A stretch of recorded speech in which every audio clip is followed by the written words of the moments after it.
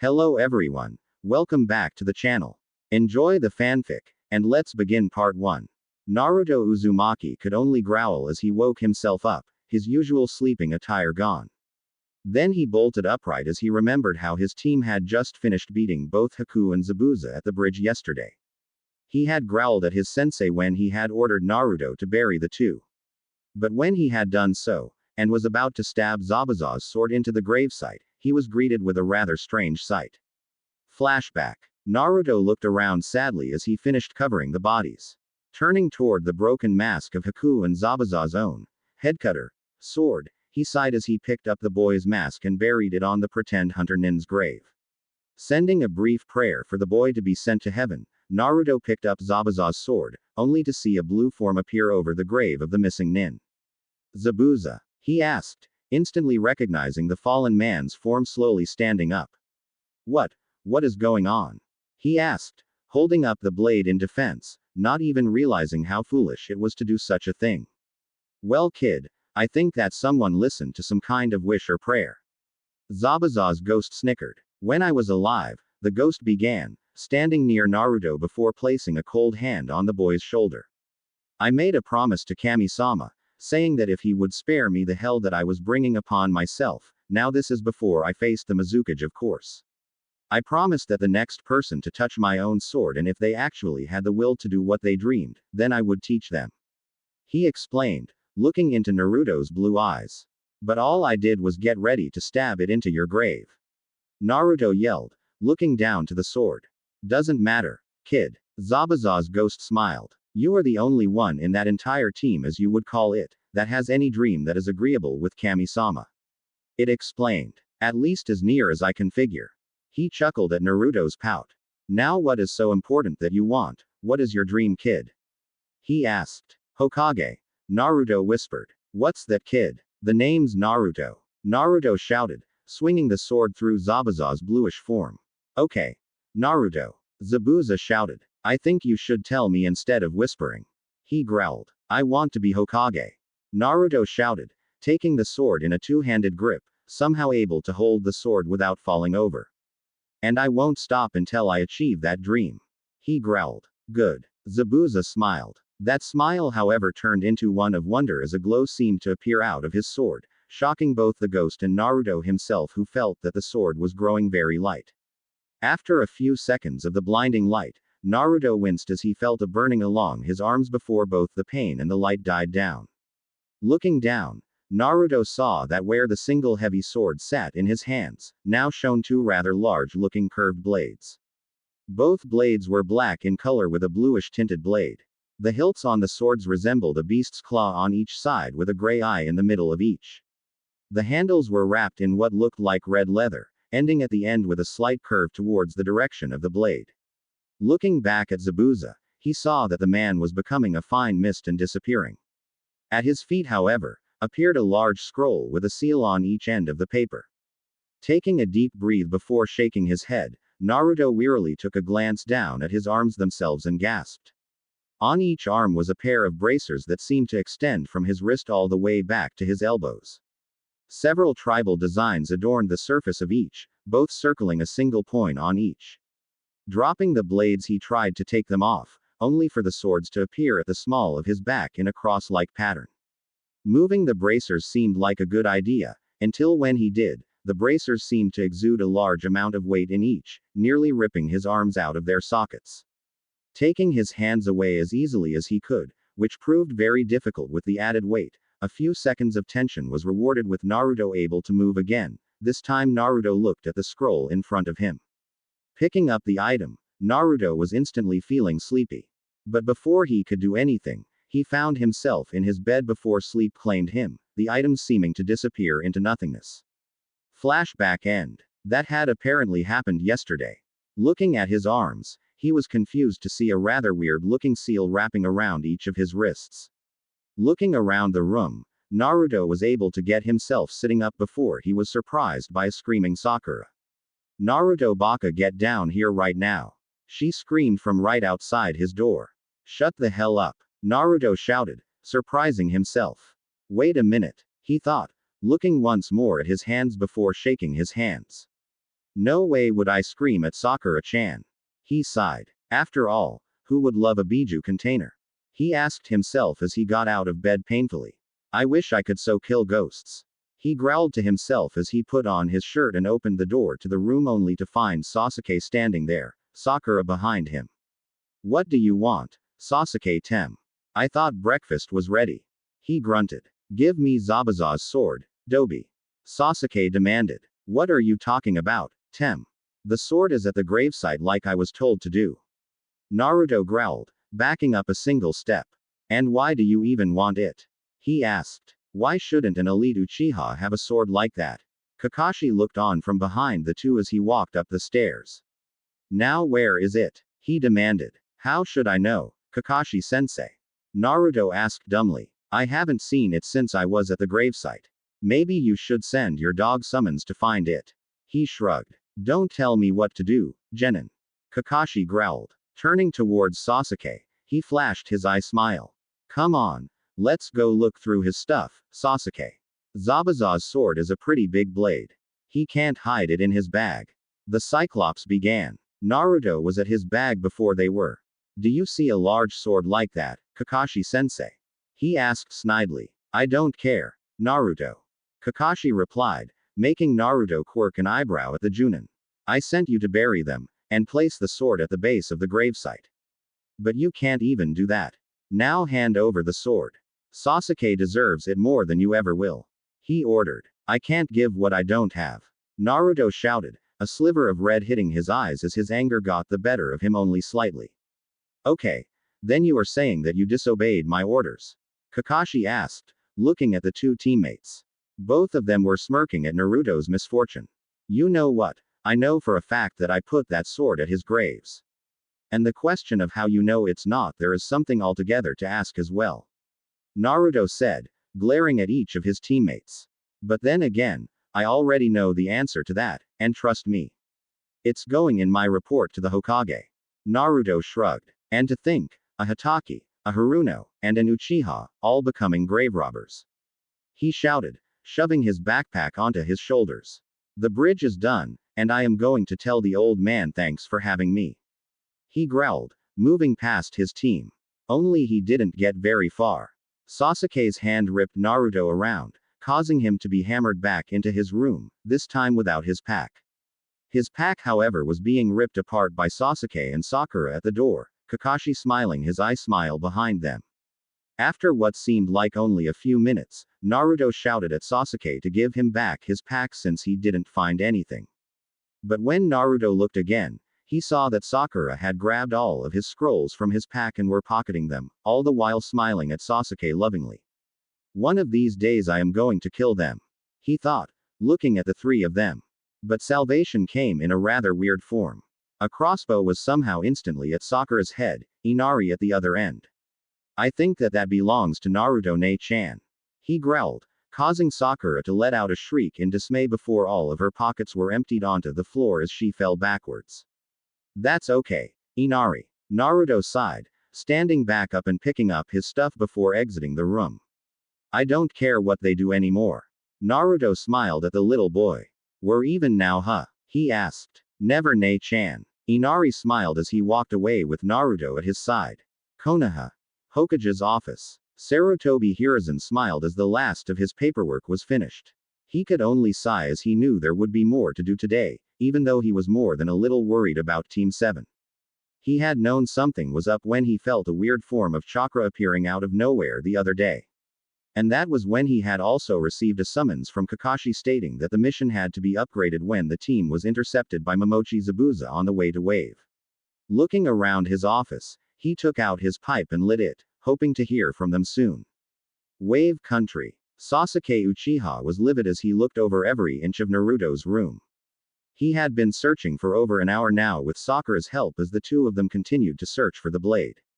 I will not let that Dobi receive more power than me. He growled to himself, hearing Sakura moan at the sound. And when I get the same power that Zabuza had, I will kill my brother, and then whoever else gets in my way from reviving my clan. Sakura, however, was looking through the room for anything else that Naruto might have left behind so that she could give it to her Sasuke-kun. When I find that sword for Sasuke-kun, He'll have no choice but to love me. She squealed as she proceeded to hug herself in joy, not paying attention to the scowl coming her way from Sasuke behind her back. Damn it, Kakashi-sensei. Sasuke shouted, drawing Kakashi's attention from the doorway. You told me that that Dobe would follow your orders and plant that sword for me to steal today. Now the blade is gone. He growled low enough for only the three of them to hear. Don't worry, Sasuke. Kakashi began, looking down at Naruto as he ate breakfast. When we get back to Konoha, I already have a plan to get the sword from him, even if he says that he doesn't have it. He explained. Little did they know, however, that the Naruto being so carefree, not to mention the family, were all henged clones. The real Naruto had recorded some of the conversation using a henge and a scroll, and even now was experiencing the joy of finally being acknowledged by someone. The entire Wave Country was out on the bridge, wishing him well as he began to leave. As he left, however, he heard Inari asking his grandfather what they should name the bridge. He face-faulted as he heard the entire crowd agreed on what to name the bridge. The Great Naruto Bridge, huh? He thought as he smiled before taking off into the treeline. Outskirts of Konoha. It had taken Naruto 3 days of travel to get to Konoha. The only reason for the long wait was because he knew that he would need practice with whatever kind of blades that were the remains of Zabuza's sword. The same day that he had left Wave, Naruto had finally been able to open the scroll left to him by the ghost of Zabuza. It entailed everything that Zabuza had known, from ninjutsu to genjutsu, even his trademark kinjutsu, the silent killing techniques. For the past 3 days, Naruto had been taking breaks every once in a while only to train just a little bit in the arts that he had been given. He had found that both his swords and the bracers had some kind of seals embedded in them, confusing him as to their purpose.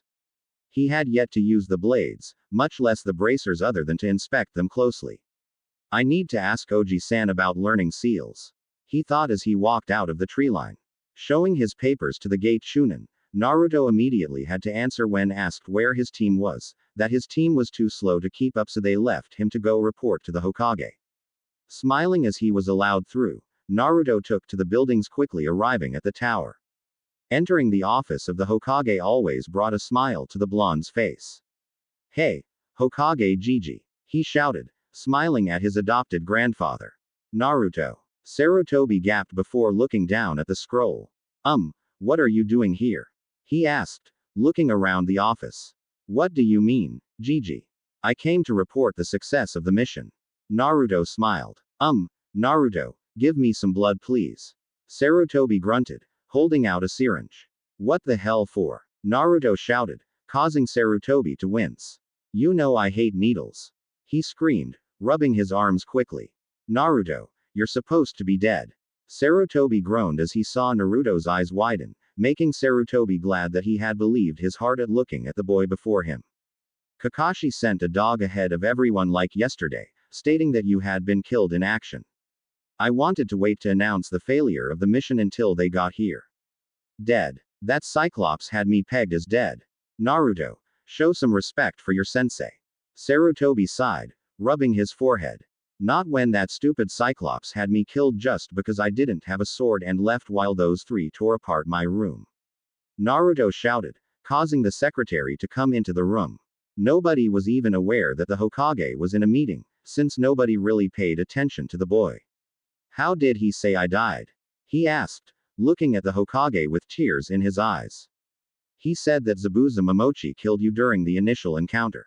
Sarutobi growled. Naruto looked around the office, slowly at first, his mind finally seeming to awaken from what felt like a full sleep.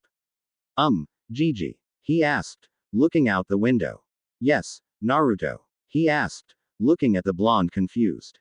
What is it? I need to get a hold of people telling them that you're not dead. He began. No, Naruto said, giving the Hokage a fox-like grin. I want 3 things, Gigi-san. He said, his smile turning more sinister. Okay. Sarutobi was now confused. I want what my family wanted for me. He growled, shocking the cage. I know that you knew who my parents were. I also know that they were somehow important, Oji. Naruto. I can't. Sarutobi grunted. Bullshit, Gigi. From the rest of my requests, this should be easy for you. Naruto growled. I barely ask anything from you, and get nothing in return for some of the stuff I have done. You're the Hokage, not a normal shinobi. Just give me what I ask, nothing major. The blonde groaned. Naruto, the Hokage slowly shook his head before placing a hand on a seal. I hope you know what you're doing, grandson. He sighed, tossing the boy several scrolls. I only hid this from you, since you would be in constant danger. He explained, gesturing to the scrolls. In total there were 4 of them, a red one, a yellow one, a blue and a black one, all with seals on them. Naruto looked upon the yellow one, with the kanji for father on them. What the hell? He asked, trying to open them. Spill blood on the kanji. They're blood seals created by your own father. The Hokage smiled, remembering the blonde's father fondly. Naruto did as he was told, only to have the kanji dissolve and the scroll to open. Reading the scroll quickly, Naruto had to close it before he ripped it to shreds. So, a Namikaze has been reborn, huh? He asked. I'm sorry, Naruto.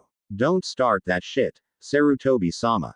Naruto smiled evilly again. Oh, this should be fun. I understand the reasons he did it, but the shit still burns.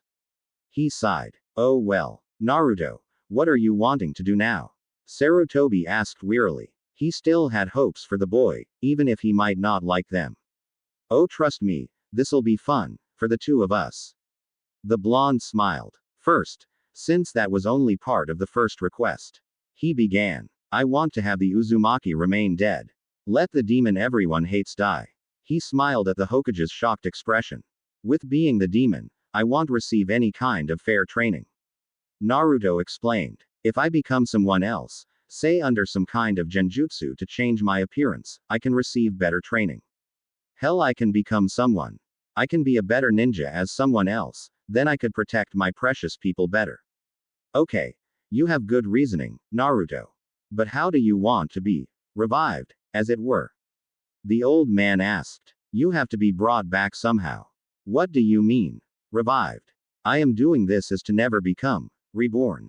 Naruto explained. I want to have a fresh start, away from Team 7, even if they are a bunch of wannabe grave robbers. He sighed, looking at his arms.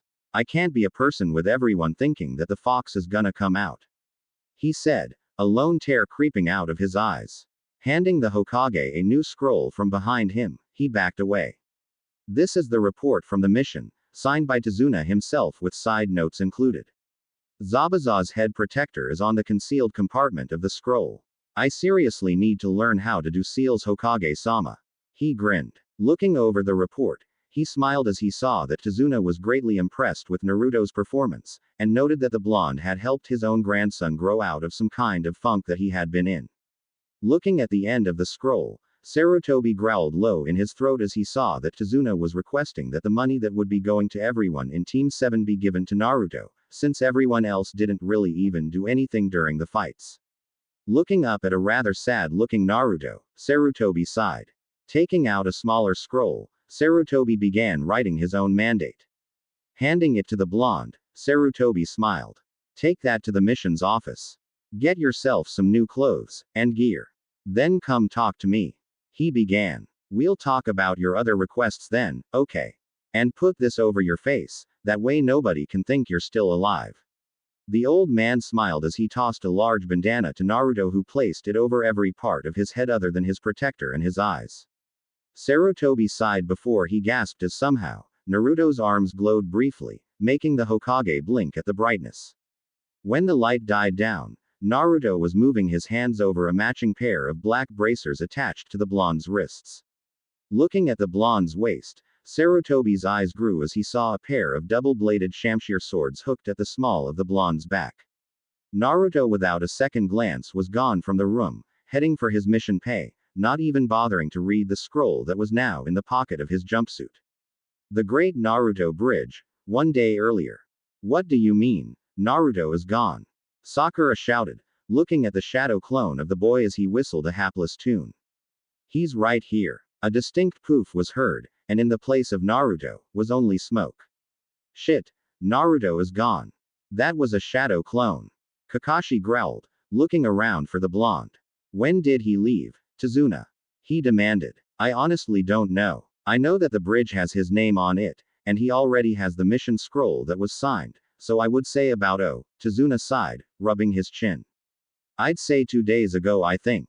Let's just go kill him, Kakashi-sensei. Sakura smiled. I know he can't be good enough to beat both you and Sasuke-kun. Sakura. He left out on his own. My dogs won't chase him because of his scent. We have no idea where he could have gone. Kakashi sighed, wishing he didn't have to listen to the constant whining of Sakura. If it weren't for her mother being on the council, she would not have been in the program to begin with. He thought. Quickly throwing out a scroll and ink, he wrote a quick letter to the Hokage, stating that there was an accident and that Naruto was killed in action. But, Kakashi-sensei, Naruto Baka isn't dead. Sakura stammered, reading over his shoulder. It doesn't matter, Sakura. Sasuke began, looking into the forest. With the demon brothers still out there, and nobody knows how many other missing nins still out there, the Dobi has no chance out there. Yeah, after all. Sakura sighed happily. He is just a dead last. She smiled, her dreams coming closer to being possible, or at least in her own mind that is. Kakashi could only growl as he summoned a dog to take the scroll away. I will take my revenge on you, demon. He thought, watching the dog vanish. You took sensei from me, and now you have nowhere to go. Konoha will never accept you. Konoha. Present time, outfitter shop. Naruto had been walking around ever since he had gotten the money from the mission, watching everyone's reaction to an almost new face in their midst. But as he walked into a shop that always chased him out, he was surprised to see the shop owner actually helping him. He didn't even pay attention to the fact that he a blonde customer in a face mask. But as Naruto looked around for some clothes, he found something that intrigued him. It was a long-sleeved mesh shirt with a different design of mesh. On another shelf, however, Naruto was shocked to see an overtop, a shirt that just covers the top half of the back and the arms with a snap on the front, with small leather encasing what would be his neck. Quickly grabbing both items, he quickly changed into the items and looked at himself in the mirror. He was almost shocked to see that everything seemed to fit perfectly, only leaving something to cover his face with. Changing back into his original clothes, he continued looking around, picking up several Anbu-style pants and cargo pants. Looking at a pair of half-shirts, Gotenk's shirt from DBZ, that seemed to hold a lot of pockets, he picked up several of those as well. Looking around, he saw something that really made him happy. A pair of buckle-down combat boots with boot knife holsters. Taking everything to the counter, he smiled an eye smile at the clerk. I'll take these, and if you can make an order of several of the boots and the mesh shirts, I would be happy to pay for them now. What did you do? Get pay for an S rank or something? The clerk smiled as he took down the order, including several other items he wanted to give to the young shinobi for free. Something like that. Naruto laughed, looking around.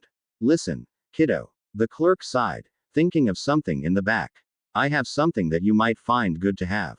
Never sold it, since it's kind of an old family secret. He began. But if you can keep coming here, I don't see a reason to not give them to you. Naruto was ecstatic as he looked up at the clerk. Thanks, mister. Naruto yelled, shocking the man before bowing repeatedly in thanks. I'll be right back then. The clerk laughed, watching the boy's eyes seem to light up. Naruto continued to look around, watching several academy students as they walked around the shop. He frowned as he watched Konohamaru walking in with his friends. He looked like he had been crying. Oh shit. Naruto groaned to himself. Of course. I forgot that he would find out from Gigi. Naruto slapped his forehead at his own oversight. Just as he looked about ready to bolt, the clerk came back in with a box.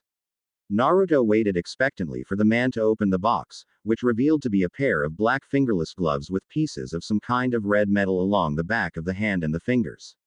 These have been passed down to my family for generations, mainly to the shinobi of my family. The clerk smiled fondly at the gloves.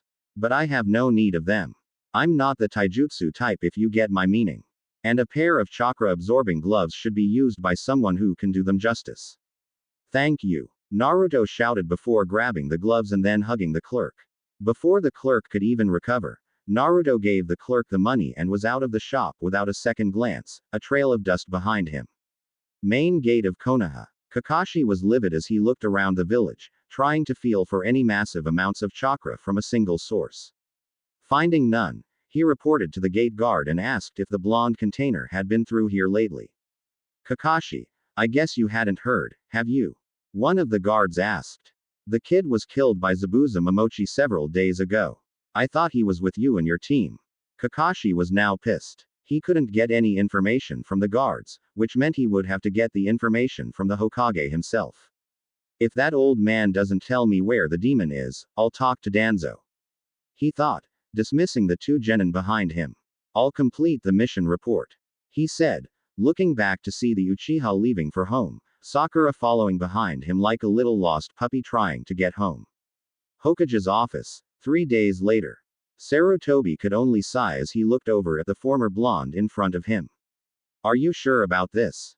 He asked. I already told you that I was. The boy growled, looking at himself in a full-length mirror. Now are you gonna pull through? He asked. Do you even need to ask? Sarutobi asked, only getting a sideways glare. Okay, fine. Your new name is Reishi Nabumo. Father died in the Kyuubi attack. Mother died several years later due to illness. Only child. Clan status to be granted after the rank of Chunin due to abnormal chakra capacity and near limitless stamina as well as more suspected bloodline limits. Good so far. Sarutobi smiled at the nod from the blonde as he fiddled with his now red and orange colored hair. Team 8 being given a 4th member on a trial basis with several Junin coming through to give other kinds of instruction on sub-apprentice status. One more thing though, Oji-san. The newly named shinobi smirked. I don't want Kakashi near me. He growled at the thought of the Junin finding out his secret. I don't need him compromising me in this new life. Sarutobi smiled as he looked at the boy in front of him. Gone was the boy's orange jumpsuit, being replaced by a pair of black and red camouflage cargo pants with a long-sleeved mesh shirt with a tie-dye tank top covered by a long sleeve over top. His hands were encased in the gloves given to him by the shop clerk. A mask covered the lower half of Reishi's face, but unlike the plain mask that Kakashi wore, Reishi wore one that resembled a demon's lower face with an open mouth, mesh covering the opening that could be opened or closed. In the boy's hair, much to the old man's surprise, was a pair of weirdly designed kunai that Naruto had once found in a training ground. They attached to the ends of longer hair resembling a beast's talons. But as it was, his hair wasn't long enough to use it like that, but had found a way to attach it to a chain if needed, making it out to be a kusarigami in case of emergency. You really do want to go through with this, even with what you have already lost? He asked the boy. What did I lose that I can't regain? Reishi asked. I already know that Konohamaru is going to need help, even later down the line. He sighed. Hokage-sama, I want this an S-class secret, to be only broken by me, and confirmed by you. I don't want anyone knowing about this. He growled, his fists at his side tightening. I hate to leave everyone thinking that I am dead, but I need this, and so do others. He replied, looking back at the Hokage. Please call the rookies here. I want to introduce myself. I am keeping my dream by the way. He smirked, causing the Hokage to sweat drop. He immediately called the Anbu to bring in the rookie 9, or as the case was, the rookie 8. An hour later, Naruto, now named Reishi, stood in a darker corner of the Hokage's office, waiting. As he waited, he had been looking through everything that he had been given by his parents. House keys, jutsu scrolls that seemed to go on forever in a hidden library, designs for weapons that the shopkeepers would die for, etc. etc. His meanderings were broken when he heard the office door open, only to wince when he heard the howling of what sounded like a wounded animal, followed by the sounds of a girl crying. Reishi's heart seemed to stop as he looked at who seemed to enter the office door. Hinata Hyuga and her team were there, including their Junin sensei. Hinata looked like she had been crying for hours by the way her face looked. She didn't even seem to have the strength to stand if it weren't for Shino and Kiba holding her up. As soon as the door closed again, however, Hinata lost the last of her will and wailed out in misery as she cried out in pain. Reishi looked at her as she cried. He had no idea why she was crying. She had always blushed and fainted whenever he was around, and whenever she was actually awake, she was either stuttering or playing with her index fingers. Shino looked distraught as he had no idea how to help. Hinata-chan, you know that Naruto would not want you to be like this. He said as calmly as he could. He would want you to be happy, even if he wasn't here. Idiot. Kiba shouted, pushing him away from Hinata. You had to bring up that dead last. He asked, causing Reishi to refrain from growling at the mud boy. He's dead. Now we have to make her feel better. He shouted. Hinata seemed to cheer up at something. Looking around, she stopped crying. Why do I smell ramen? She asked herself as she looked around the office, hoping that her crush would be there somewhere, waiting to prank them or something. Naruto-kun. She whimpered. Any further comment was pushed aside as Team 10 came into the office. They looked like they had just gotten back from a mission. All three of them looked sleep-deprived, Choji included. The Akamichi wasn't even holding any food in his hands. Shikamaru looked like he didn't know what to believe anymore, his eyes darting all over the place in confusion. Hokage-sama, we came to bring in the mission report and got told that you wanted to see us. Asuma Sarutobi sighed as he too walked in behind his team, a lit cigarette in his mouth. The door once again interrupted any kind of response from the Hokage as Kakashi, Sakura and Sasuke entered the office like they owned the place. Hokage-sama, we just got back from that pathetic excuse of country, and we get told to get over here. Sasuke growled, not noticing the sound of tightening leather as Reishi clenched his fist. At Sasuke's comment, everyone glared at him, except for Ino and Sakura of course. But as they looked at the growling noise from the couch, Sasuke was immediately slammed into the wall via gentle fist strike. Everyone gasped as Hinata seemed to want to continue the fight in anger. You dare call yourself a shinobi? She growled. Where is his body, Uchiha? She shouted, her foot now dangerously close to the Uchiha's groin. The Uchiha was silent as he stared at his attacker, not even understanding what he had done wrong. Leave him alone, Hinata. Sarutobi began. He has no control over what happened. Bullshit. Hinata shouted, causing Reishi to smirk. You and I both know that if this little bitch of a prodigy was even a little bit strong, he would have been able to save. She frowned in her own anger. He would still be alive, she said, looking back at her team before moving to sit with them. She was only successful. Midway there, Sasuke seemed to grow a backbone as he charged the now defenseless Hyuga. He was almost there, a kunai raised in anger as he attacked.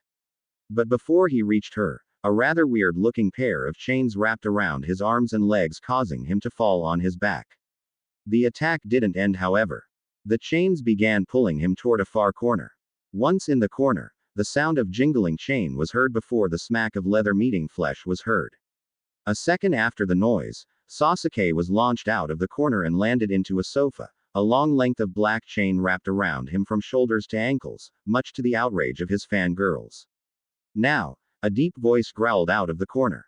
I may be new to the whole team thing around here, but if I would guess it, you're the arrogant kind of idiot who gets their teammates killed in a mission. It mocked, a black blade pointing toward the Uchiha. I don't care about your name, boy. I don't care about anybody's names in this room except for the old man behind the desk. As everyone looked at the corner, Reishi walked out of the corner, his sword still pointing at the chained Uchiha. Hello, everyone. The name's Reishi. How are you today? He smiled behind his mask. Reishi, formerly known as Naruto Uzumaki, could only smile behind his mask at the deadpan look on everyone's faces. Or at least some of them had that look, others looked at him as if to kill him, those being Kakashi, Ino, and Sakura. Hinata, however, looked at him in awe as she saw what he had done for her with her Byakugan. However, she was extremely concerned with not being able to see his chakra points. It was as if a solid block appeared. The only thing she was able to see was his movements. Shaking her head, she walked up to him and bowed. Thank you for helping me, Reishi-san, was it? She asked. Okay. For one thing, it's just Reishi. No, Ryushu-kun. Or, Reishi-sama. And definitely not, Reishi-chan. I don't like formalities. Reishi smiled as he stood Hinata up from her bow. And unless I deserve it, I don't deserve to be bowed to either. Hinata was at a loss for some reason. No matter what, it seemed like this boy was familiar, as if she knew him already. But as she looked at the different aspects of the boy in front of her, she could not tell anything other than his eyes that struck her as familiar. Taking a step back, she bowed again. I am sorry, Reishi-san, but I am sorry to say that I must offer my gratitude either way. Since you saved me from being attacked by my fellow shinobi. You being attacked? You attacked Sasuke-kun and he didn't even do anything to you. Ino yelled, preparing a series of hand seals. I'll make her apologize and then become his slave. She thought, looking at the Hyuga. After all, she was all over that dead last Naruto. However, while Ino was preparing her jutsu, Reishi however was not going to let it happen. Taking out a rather small plushie that he stashed in his pocket, he smiled as the jutsu finished. Pulling Hinata away in time, Ino was placed inside the plushie doll's own stuffed body. Ino seemed to immediately realize what had happened, but couldn't do anything with her hands the way they were, so everyone in the room was treated to having a jumping plushie doll before Ino came back to her body, screaming for whoever did that to come forward so that she could kill them, all the while rubbing her arms against some invisible chill. At that time however, Kakashi had somehow gotten Sasuke out of the chains, and neither of them were unhappy. Hokage-san, Sasuke growled, grabbing another kunai. I want these two arrested for me. Shut up, Sasuke. Sarutobi growled, his eyes rolling to the back of his head. I don't care about what the elders have put into your head, little boy. But you don't get whatever you want here in this office. Hokage-sama, shouldn't we wait until the genin are out of the office to talk about who gets what? Kakashi asked. Kakashi-san, Reishi growled. Considering your own rules, I would suggest you shut up before I call into question of what happened to your former teammate. He said with a growl. How dare you? Sakura growled, running at the boy only to receive a smashed-in face from a yawning Reishi, who had had to reach back just for her face to connect with his fist. I read up on this Uzumaki Naruto. Reishi growled, looking at the three members of Team 7. And from what I read, the only reason your team left on that C rank turned a rank, was because of your incessant need to kill him off, and the need to prove how special the Uchiha is. He growled, staring now dead center at Sasuke. So, Sasuke-tem, how does it feel to come out of the closet? He asked, making several of the other people in the room laugh at Sasuke's expense. I've never come out of the closet. Oh wow, such a closet case, Hokage-sama. You should maybe ask to have him evaluated to make sure he can even reproduce. I would hate to have all this bullshit happen, and still need to call for Itachi to come back, just to keep the Sharingan in check and in Konoha. Reishi smirked. Alright, everyone calm down. Sarutobi roared, his own killer intent reaching everyone, to which only caused Reishi to smile while Sasuke looked about ready to piss himself. Now looking at everyone in turn, Sarutobi sighed. Now, before everything here started, I had a meeting planned out. I am now going to go on with what I was going to do. Reishi, sit down please. He began, gesturing to a chair facing the village landscape while everyone sat staring at the old man. Now, as you all have heard, one of our dear friends died recently. Naruto was a good shinobi who didn't deserve to die.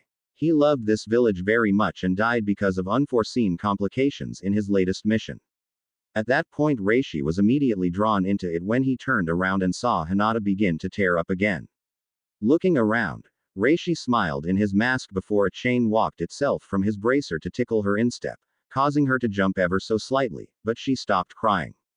Now, seeing as we have one less for obvious reasons, I was able to swindle an old friend of mine to send me his most promising student, someone who left Konoha a very long time ago with his uncle. And due to his bloodline limits, he has been granted a shinobi status and clan head status at Chunin.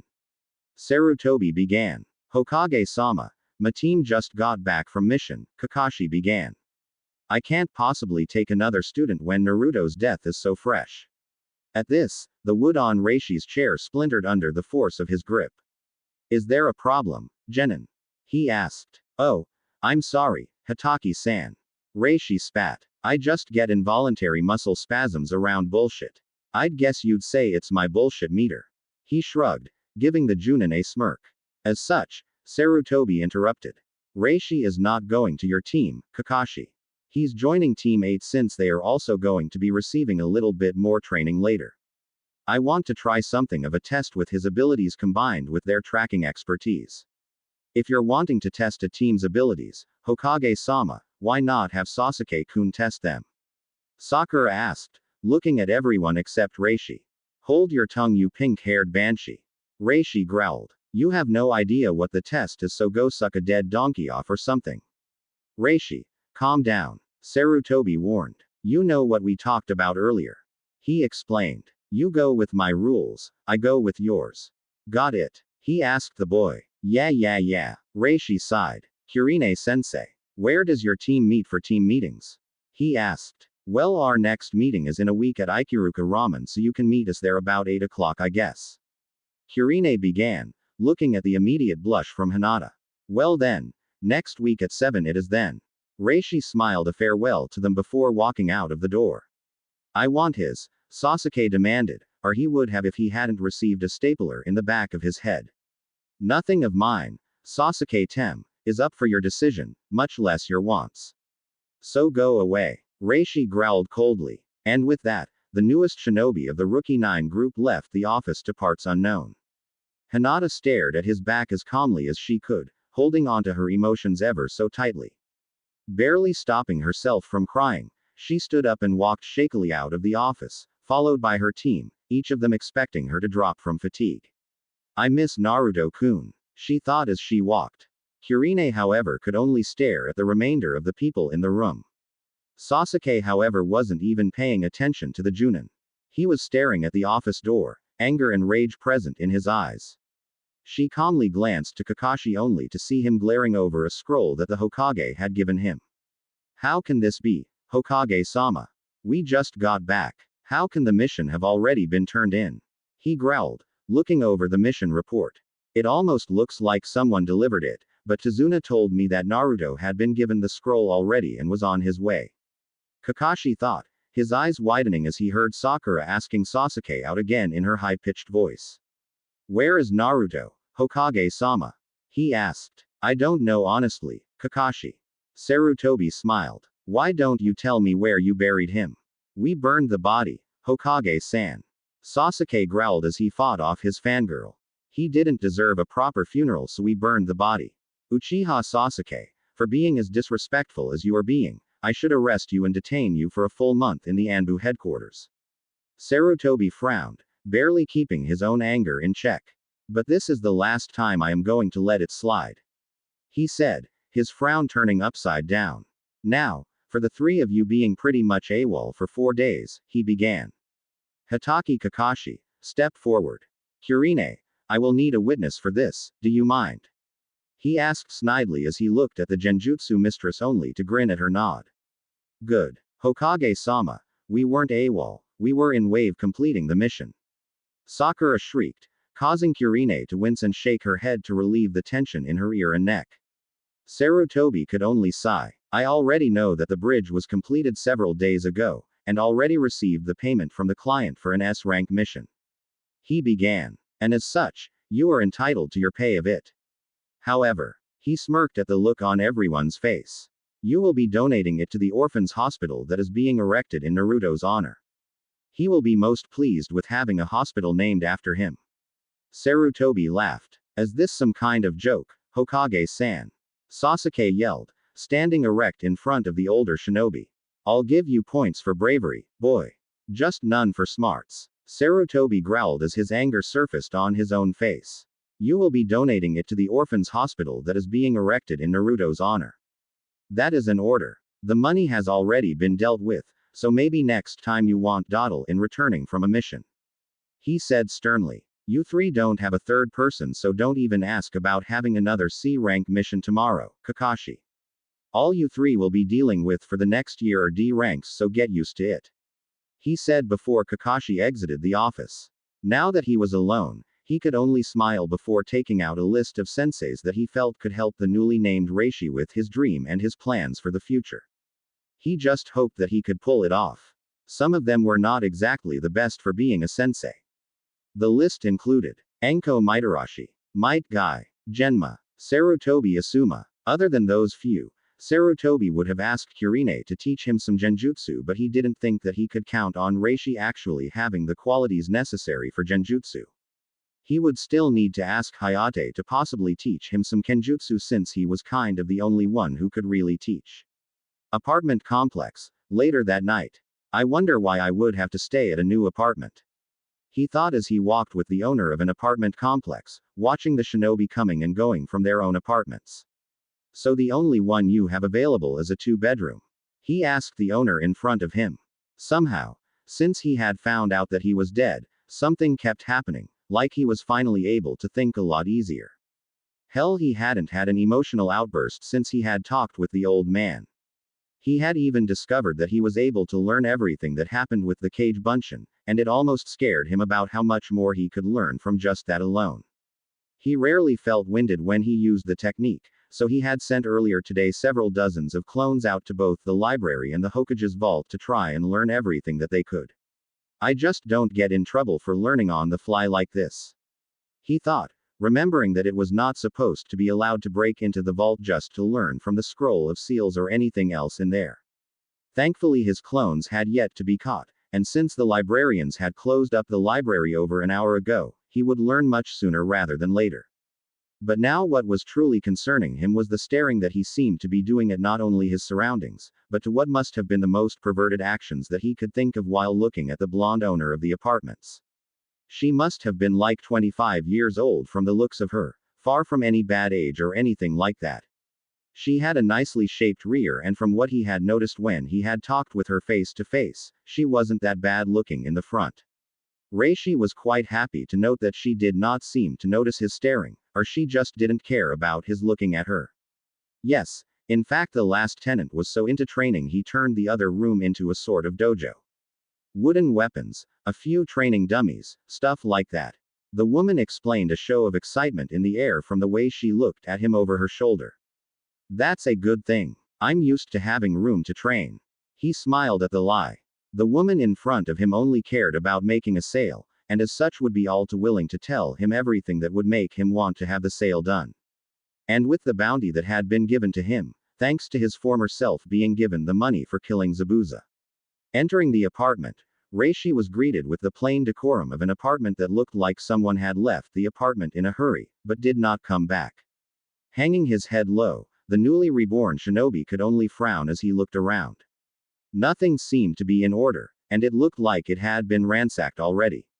Looking at the main bedroom, which looked like it belonged to a married man with pictures of loved ones that never knew their husband, brother, nephew or father was deceased and would not be returning.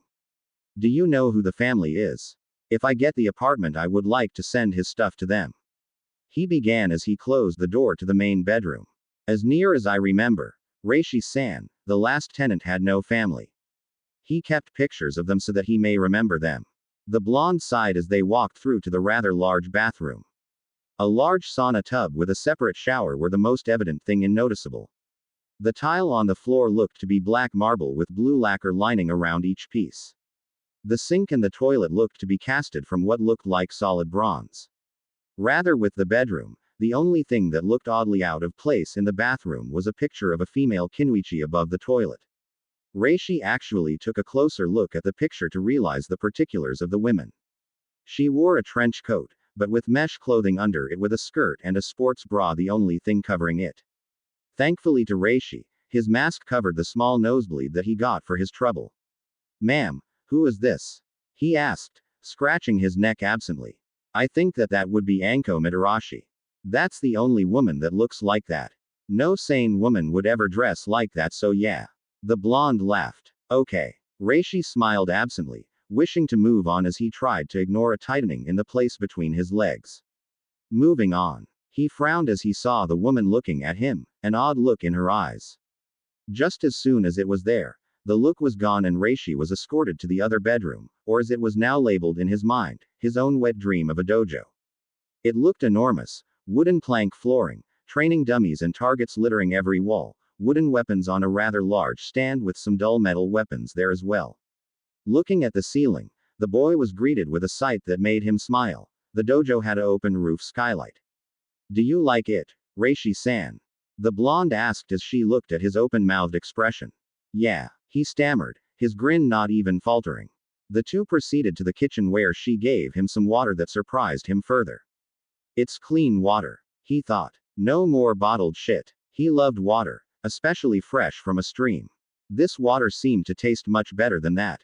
Looking around the rest of the kitchen, Reishi was glad to see that everything seemed to be state of the art, at least for some of his own perceptions. It had a large refrigerator, a decently sized stove with black and silver countertops. It held a two-sink design for the faucet, and a dishwasher.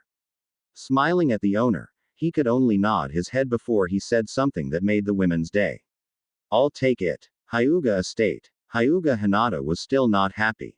She had been pacing in the practice yard of the complex for the last 2 hours, trying as much as she could to at the very least to come to grips with Naruto's death.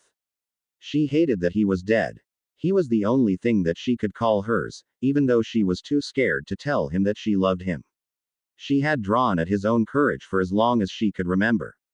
Everything she had been able to do, starting from the time that she had met him, was because of him. Becoming a Kinuichi, making her father accept her even a little, even the way she acted in her team had been part of her drawing on his own attitude. His never backing down, much less his whole demeanor, had told her that she could be something better than herself. She could become something that would help her clan. Looking around at the rest of the compound, she barely restrained her own growl as she saw her cousin, Neji. He was once again training, this time on another branch house member. He had been becoming angrier lately. He had practiced with her and had almost killed her, saying that she was just a weak main branch member. The whole idea that she was weak had set her off so much that Neji had received something that he never expected from her. A swift chakra-enhanced kick to his testicles. She had gotten into so much trouble for it, but it had made her cousin think twice about insulting someone. But this time as she watched him, she saw him not even trying to use the juken. He was just punching his opponent as hard as he could. As if hitting his opponent as hard as he could would just make everything all the better. Neji, stop it, she ordered, finally finding something to think about that would alleviate her sorrow. You don't need to keep doing that if you are just wanting to hurt someone. She yelled, looking at his downed opponent as he struggled to get up. You've damn near crippled him. She screamed in outrage. If he is so weak as to not be able to do his job, Hinata-sama, then he is not meant to be in the branch family. He should have his eyes sealed and banished from the clan. Neji growled as he looked at his opponent. Well, that would make nobody happy but you, Neji-san. Hinata said, walking up to the downed Hyuga. Are you okay? What is your name? She asked the boy. My name, Hinata-sama, is Gohiji. Son of Hubuken. The boy mumbled, holding his stomach. Do not worry about me, Hinata-sama. He muttered before he passed out from pain. Pulling out a soldier pill, Hinata slid it into the boy's mouth and forcing him so swallow the pill. Gohiji was immediately awakened, only to cry out in pain again from the sudden movements. Hinata, however, would have none of that. She clamped her hand over his mouth and nodded her head at the boy. She just hoped that she would be successful in concealing the medicine that she had given the boy. The boy slowly swallowed again, hoping deep in his mind that she had not given him a poison pill. But after only a second, his pain slowly ebbed away, leaving him feeling almost as good as new. When he gave her another nod, she helped him stand up. He smiled at her affectionately as he then looked at his tormentor. Taking a small bow, Gohiji left the training yard, a little bit of hope in his steps. What did you do to him, Hinata-sama? Neji growled, angry at the loss of his opponent. I don't care for your tone, Neji-san. Hinata began. But I think I will let it pass, since you already know that I gave him a soldier pill, so that he could get back on his feet. You're a liar, and a cheat. Neji growled as he walked to move past her. And weak. You have no idea. Hinata sighed before hitting the ground on her knees. Reishi's apartment. Dojo. Reishi had been walking around his new apartment before he entered his new dojo. Just as he sat on a bench to think, he was pulled into his mindscape. Mindscape. Reishi was instantly on alert as he looked around at a new visage in his mind. Instead of the sewer that he had always experienced, he was greeted to the same place that he had last thought of, Zabuza's gravesite. And on top of his own grave, stood the light blue form of Zabuza. Zabuza. He gulped. What is going on here? Why did your sword break up? What are you even doing in my mindscape? He asked, confused beyond measure at the sight of the man in front of him. Kid. Zabuza grinned. Oh, sorry, Naruto. He chuckled. I told you that I would train you in my ways of fighting. I didn't say how I would do so. Okay, so you're going to be giving me tutor lessons in my mindscape? Reishi asked. I mean no disrespect, but you're dead. I know I am dead. But did you have a chance to look at that scroll that I had transformed to? The former missing nin asked. Yeah, it had your jutsu in it, along with stuff on Kenjutsu. He sighed. But I don't have a teacher to help me. He whispered to himself. He tried to back himself into a corner of his mind in sorrow at his current situation. Only, he would have, if Zabuza hadn't gotten behind him and smacked him upside his head, causing him actual pain. Shut up, kid, and listen. He growled as Reishi scowled at him. That scroll can also allow me to come into the physical world and train you. As in having a physical body. He growled. Reishi was now smiling as brightly as a solar flare, his teeth shining white in the mindscape's sun. You would train me, the one who killed you? He asked, his grin returning to his frown. I don't care that you killed me. Zabuza began. First of all, one of the many traits of the swordsman is this: kill, or be killed. There is no make-believe on that fact. He smiled as Reishi seemed to think it over. I am not someone to make someone kill. The only reason I wanted Haku to kill was so that we can finally be free of shit like the Hunter Nins. He explained when Reishi was about to ask the question. But second, I am going to be having every single one of your precious Cage Bunshin learning my techniques. And any others that I can't see a reason for is continuing at that library you so happen to like. He smiled, his shark-like teeth showing through. Reishi, on the other hand, was giving another sort of predatory look, one of a fox. Just as he was about to ask when they would get started, he was interrupted. When you wake up from your little nap, Reishi, you and I are going to train until you can't walk anymore. Smear blood on the leftmost corner of the scroll and it will send me into a corporeal body for us to train. Zabuza explained with a grin. Inuzuka clan estate, 6 days later. The dogs on the Inuzuka clan compound were beside themselves somehow. They kept howling out in pain and misery. Or maybe it was longing that they are experiencing. Hana Inuzuka was looking around the kennel in worry. She had been trying to talk to them about why they wouldn't be quieted and trying to understand their answers. What do you mean that you were all betrayed? She asked. Even her own pups, the gray triplets, were looking at her in question. Why have the Inuzuka clan dogs felt betrayed, guys? She asked, looking them each in their eyes. Only to be barked at. We feel betrayed by liars. The eldest began. People have told us someone died.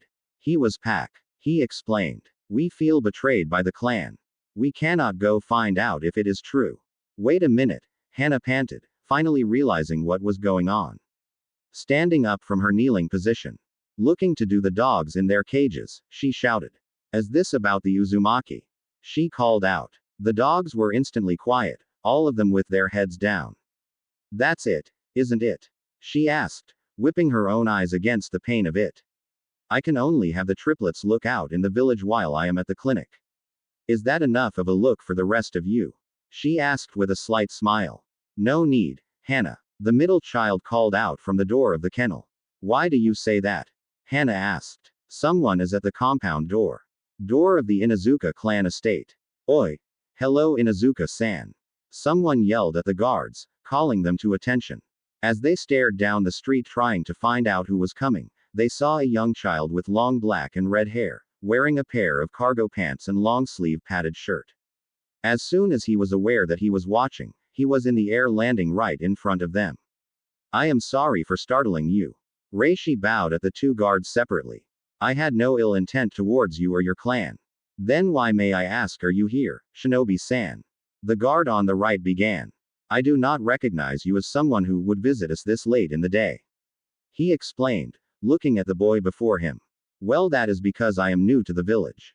Reishi smiled at them. My name is Reishi Navumo. I just joined the village several weeks ago. The boy smiled a toothy grin that made both guards lower their heads. What is wrong? He asked, worried. We knew someone who died recently. The guard on the left began. He wasn't really loved by some of us, but the rest of us who loved the boy have not been the same. Your smile made me realize that he really is gone. He said, a lone tear running down his cheek. Oh, I am sorry. Reishi sighed. What was I thinking coming here? He thought. These guys were some of my only friends. Of course they would be hurt by this. He thought, throwing a smaller grin at the guards. May I ask your names? I mean no intent with them, but I happen to be wishing to talk with Sume Inuzuka and see the Nin General. I wish to be friends with the entire clan. I am partial to animals, but I will not enter a place that I do not know the names of the guards of the compound. He explained in a mildly excited tone. My name is Choyingai. The one on the left began, looking at the kid in wonder. He smells so familiar, he thought. The one on the right, however, was bending over as to look at the boy in the eyes. My name is Soragusa, he said after a minute. Do you realize that you have a rather odd scent to you? He asked. My smell? Reishi asked, lifting his arms to smell his armpits. You smell of the wilderness. Soragunza began. It's an odd smell that we of the clan like. He smiled. Be careful of our females, little one. He chuckled as Reishi's laughter rung out in their ears. I will send for someone to call for you an escort. Maybe Hana is here, he explained, opening the door a crack and stepping inside. Reishi was instantly worried. Hana Inazuka is here. I thought she might have been at the clinic at about this time. He asked, looking around. Choyingai was looking at the boy in wonder. Yes, she is here on business. Something is troubling our Nin-gen and it worries us. There's something wrong with the animals. Reishi called out, struggling against himself not to tear the door down and go inside running. He was barely able to hold out before the door flew open and the gray triplets came tearing out of the door, crushing into Reishi and making him hit the ground. He willed them to stop as he chuckled. Oh, I missed you three. He thought to himself as he tried to fight off the light licking and pawing of his face. His mask had been forgotten and the only thing covering his marks was a set of tattoos that he had made to hide them. Hey now you three, you shouldn't act like this to a total stranger. He admonished when he was able to fend them off. I am so sorry that they did that, Shinobi-san. Hana stumbled at seeing the boy in front of her. They do not usually lock onto people like this. It is okay, Inazuka-san. Reishi smiled, petting two of the triplets while the last one sat on his back as he sat there. I have some kind of weird affinity for animals. Dogs and foxes were some of my best friends in the old days when I was in the forest. He lied, looking at the two he was petting. Please don't ruin this, I will explain later.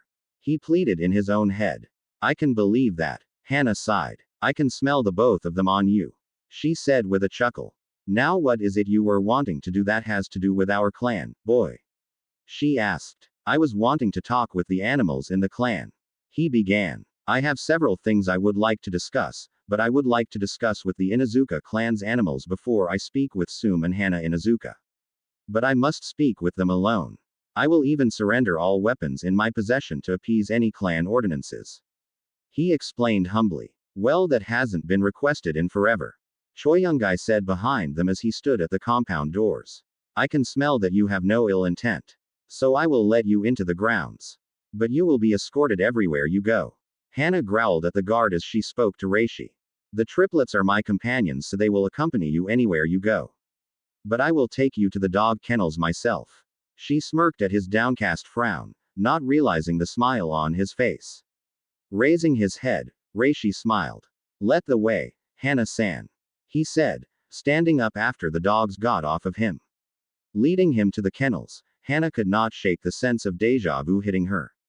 Then sadness stiffened her as she realized that she had only done this once before. Naruto had come to see the dogs for forever, ever since he had joined the academy and met Kiba. Arriving at the kennel, Hana was shocked to see that the dogs in the kennel were quiet and talking to each other about something or other. Looking back at the boy behind her, she wasn't really surprised now to see her own dogs practically hovering over him. She had taught them to protect the compound over anything in the village.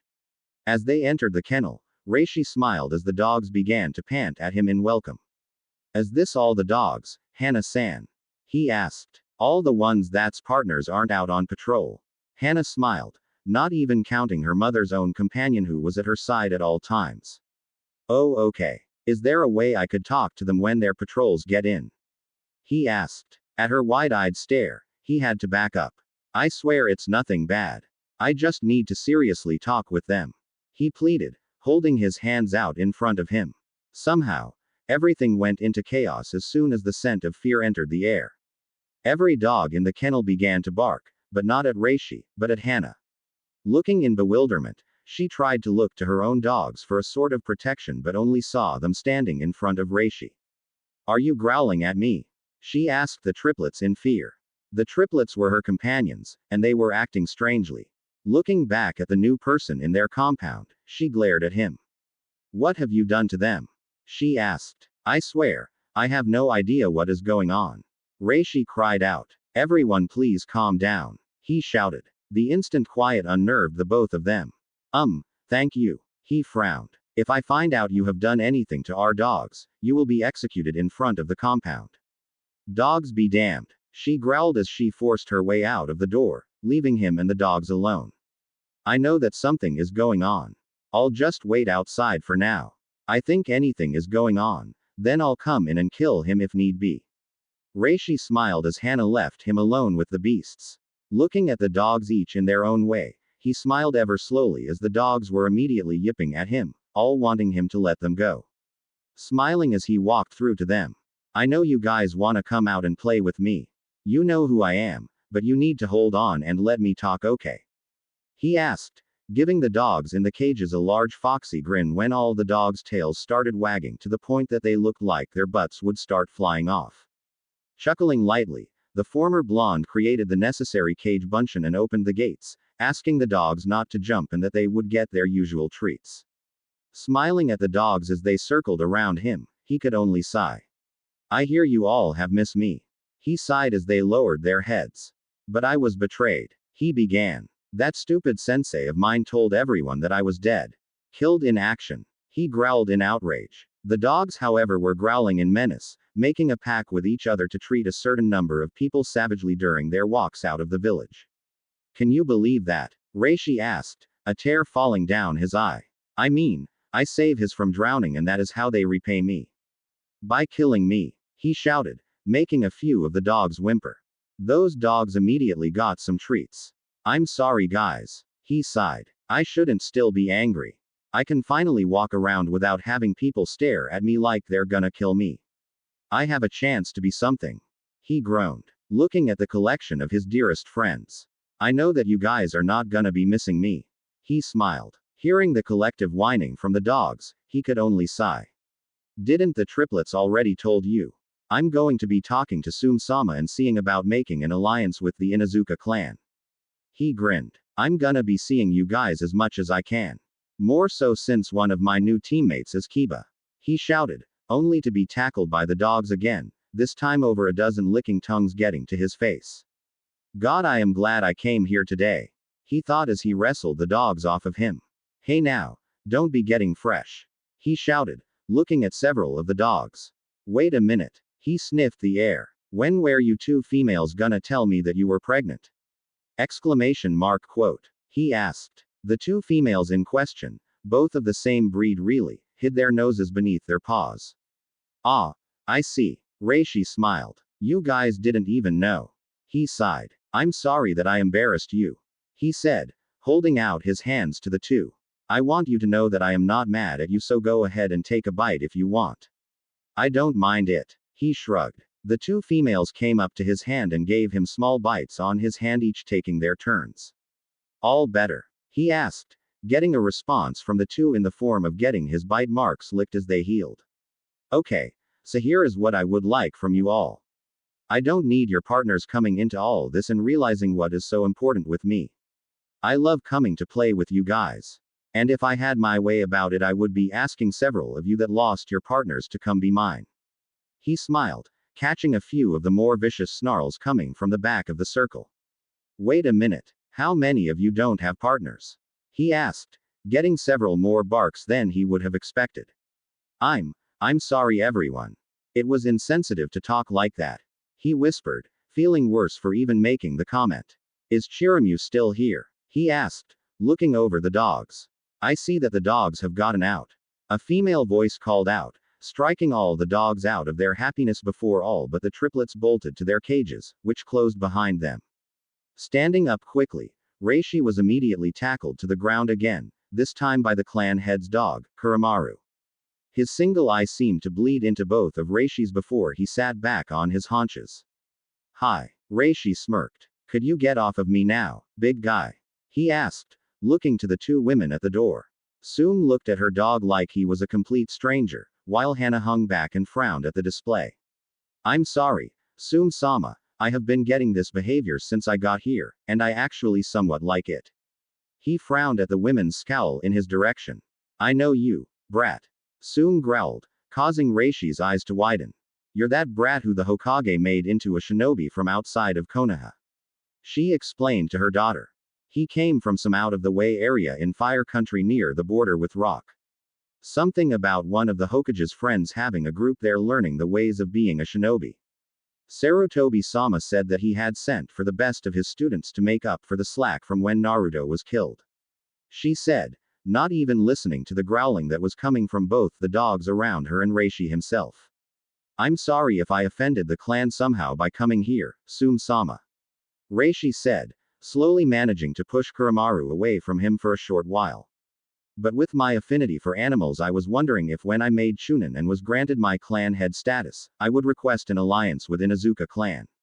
He explained as he stood up painstakingly. Well, Hana smirked. Who would have calculated that? She asked. I would think that the Aburame clan would have. Reishi laughed, shocking the two clan members. Sobering himself, he smiled. Sorry, bad habit of mine.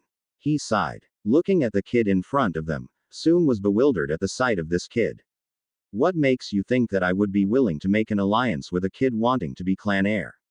She asked. I don't even have a real reason to believe that you even have a bloodline that would be good for my clan. She growled. Ka-san, please don't growl at him.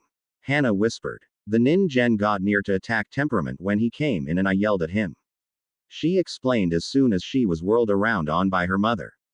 Turning back to the boy, she did in fact notice several of the other dogs in the kennels having their hackles up. Tsunade-sama, Reishi whispered. I know that my request for an alliance before a clan is even announced, but I assure you, my bloodline is a good one. It may not be as noticeable as the Hyuga or even the Uchiha, but it is something that not even the Uchiha can ignore. He explained, petting the triplets to calm them down. There are other things that are not needed to be known right now, but I know for a fact that you are in fact an honorable clan head and treat both your people and your animals with the utmost respect. Something I admire. He smiled, pulling out a rather weird-looking scroll. Not many people know of this existing. But I came into contact with it recently, and in fact on my way to Konoha. I ran into the dying form of a small blonde-haired boy. He began. This is the diary and will of Naruto Uzumaki. He wanted me to have it and to have things fixed here in Konoha. He said, holding it to her. He would want you to be one of the first to read it. Tsunade could only gap at what Reishi had told her. Looking down at the scroll, she could only hope that nothing bad were to happen to her clan anytime soon. I will read it and think about what is in it.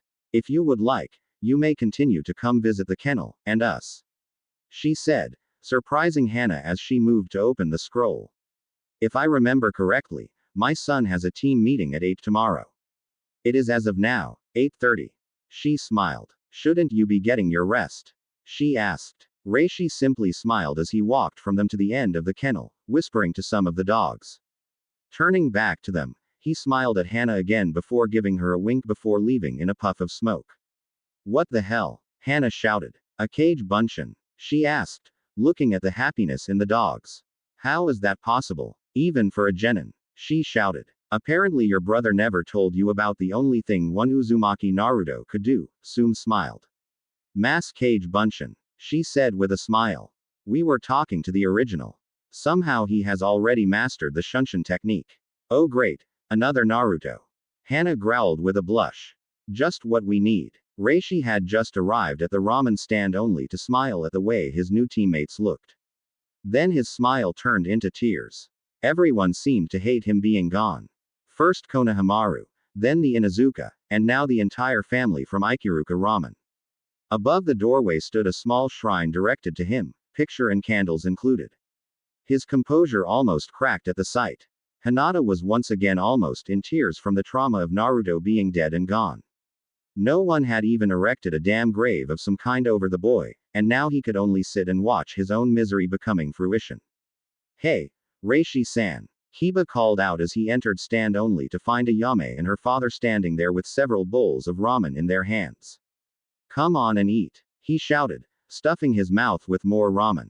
Taking a stool next to his old one, where the shrine stood now, he nodded at the old man before he placed a large bowl of miso ramen in front of him. Looking at his team, he sighed as he opened the mesh from his newly placed mask. He hadn't any intention of eating here, but knew that he would need his energy for much later. So slowly taking his time to savor the meal in front of him, he began to talk to his new team as they waited for Kurine so that the team meeting could begin. Before he knew it, however, Reishi was staring at 10 empty bowls in front of him. Smiling as shamelessly as he could, Reishi was about to ask for another bowl before a pop introduced the team to the arrival of their sensei. "Hello everyone." She smiled, her red eyes twinkling in the morning light from outside. But as she looked at Reishi and his empty bowls of ramen, she gasped as he looked back at her sheepishly. "Whoa," she stammered finally. "You wouldn't know the half of it." A deep and lazy voice called out from behind her, causing Reishi to stiffen noticeably as he watched a certain silver-haired Junin walk into the stand behind her. "So, Reishi-san was it?" he asked, standing against the door of the stand. Receiving a nod from the genin, he smiled as he shook his head. "Why do I not believe you?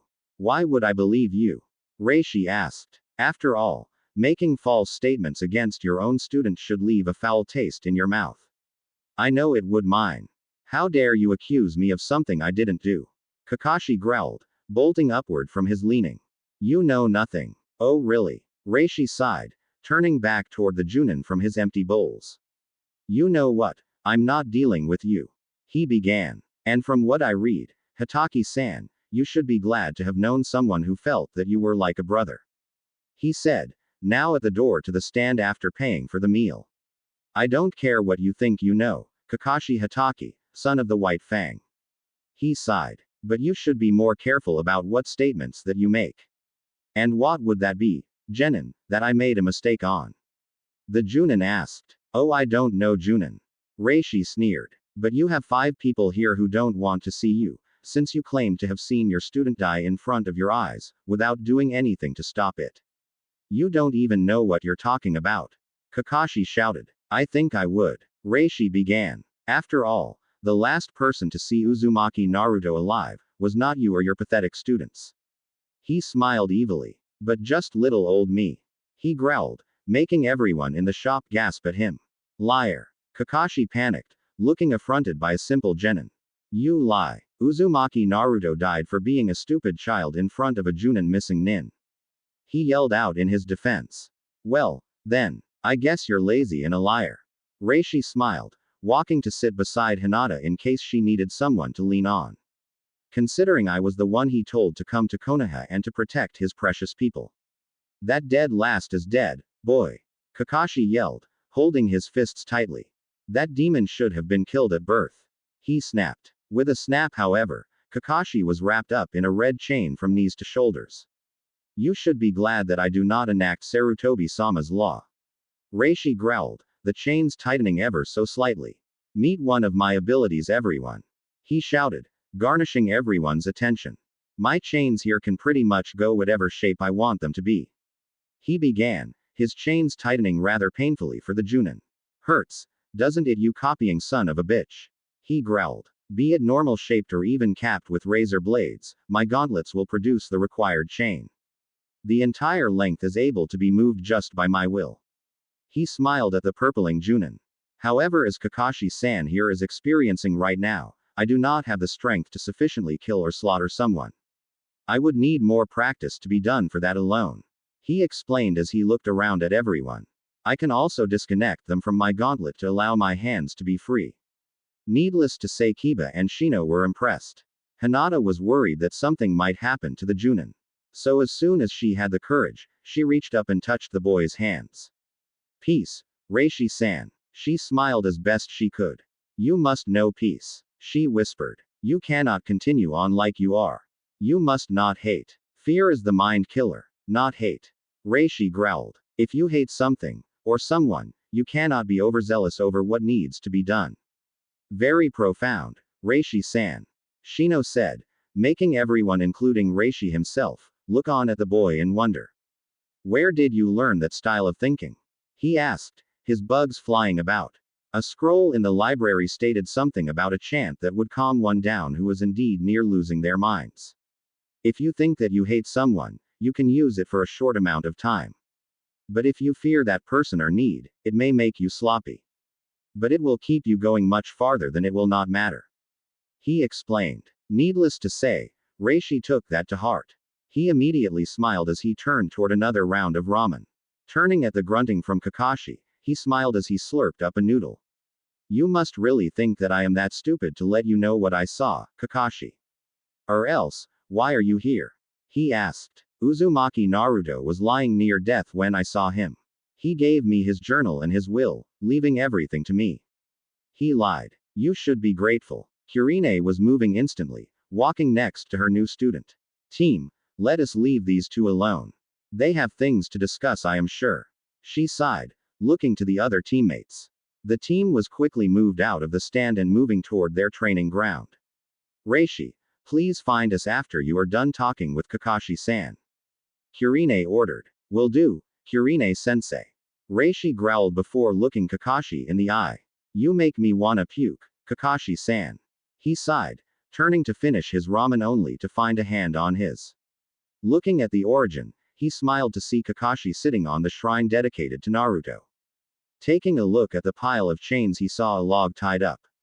Returning his chains to his bracer, he looked back at Kakashi. Like I said, practice is needed. You will give me the sword, Naruto. The Junin growled. You do not deserve it. Sasuke does. You will never reach your dream. He explained. Okay. For one thing, Kakashi-tem. Get your hand off me. Reishi growled, jerking his hand free. 2. I am sure you are already aware of the news buzzing around here now, mainly because you're the one who started it. Uzumaki Naruto is dead. You know, habeas corpus. He laughed. And if you wanna accuse me of being a dead man, I would think about that one. If I was dead, I think something would not be able to happen, like me wrapping you in chains or even having friends. What are you talking about, Naruto? Kakashi growled. My name is Reishi, you one-eyed copycat. Reishi growled, already having his patience tested. I don't care who you think that you are, but only the living can have friends. He explained. And you are causing problems with this ramen stand, since you are disgracing the very stool that your student used to sit on. He frowned. Then again, I didn't think that you would have much respect for the dead. With a flash, a kunai was at Reishi's neck. If you were in fact dead, then you would not bleed. Kakashi growled, cutting into Reishi's skin. Do you ever get tired of being wrong, Kakashi-san? Reishi asked. You were wrong about my father. You were wrong about even your own father. Now you're wrong about me being a great man. Reishi grinned as he felt blood running down his neck. What is the meaning of this? Ayame yelled, holding a frying pan in her hand as she appeared at the back of the stand.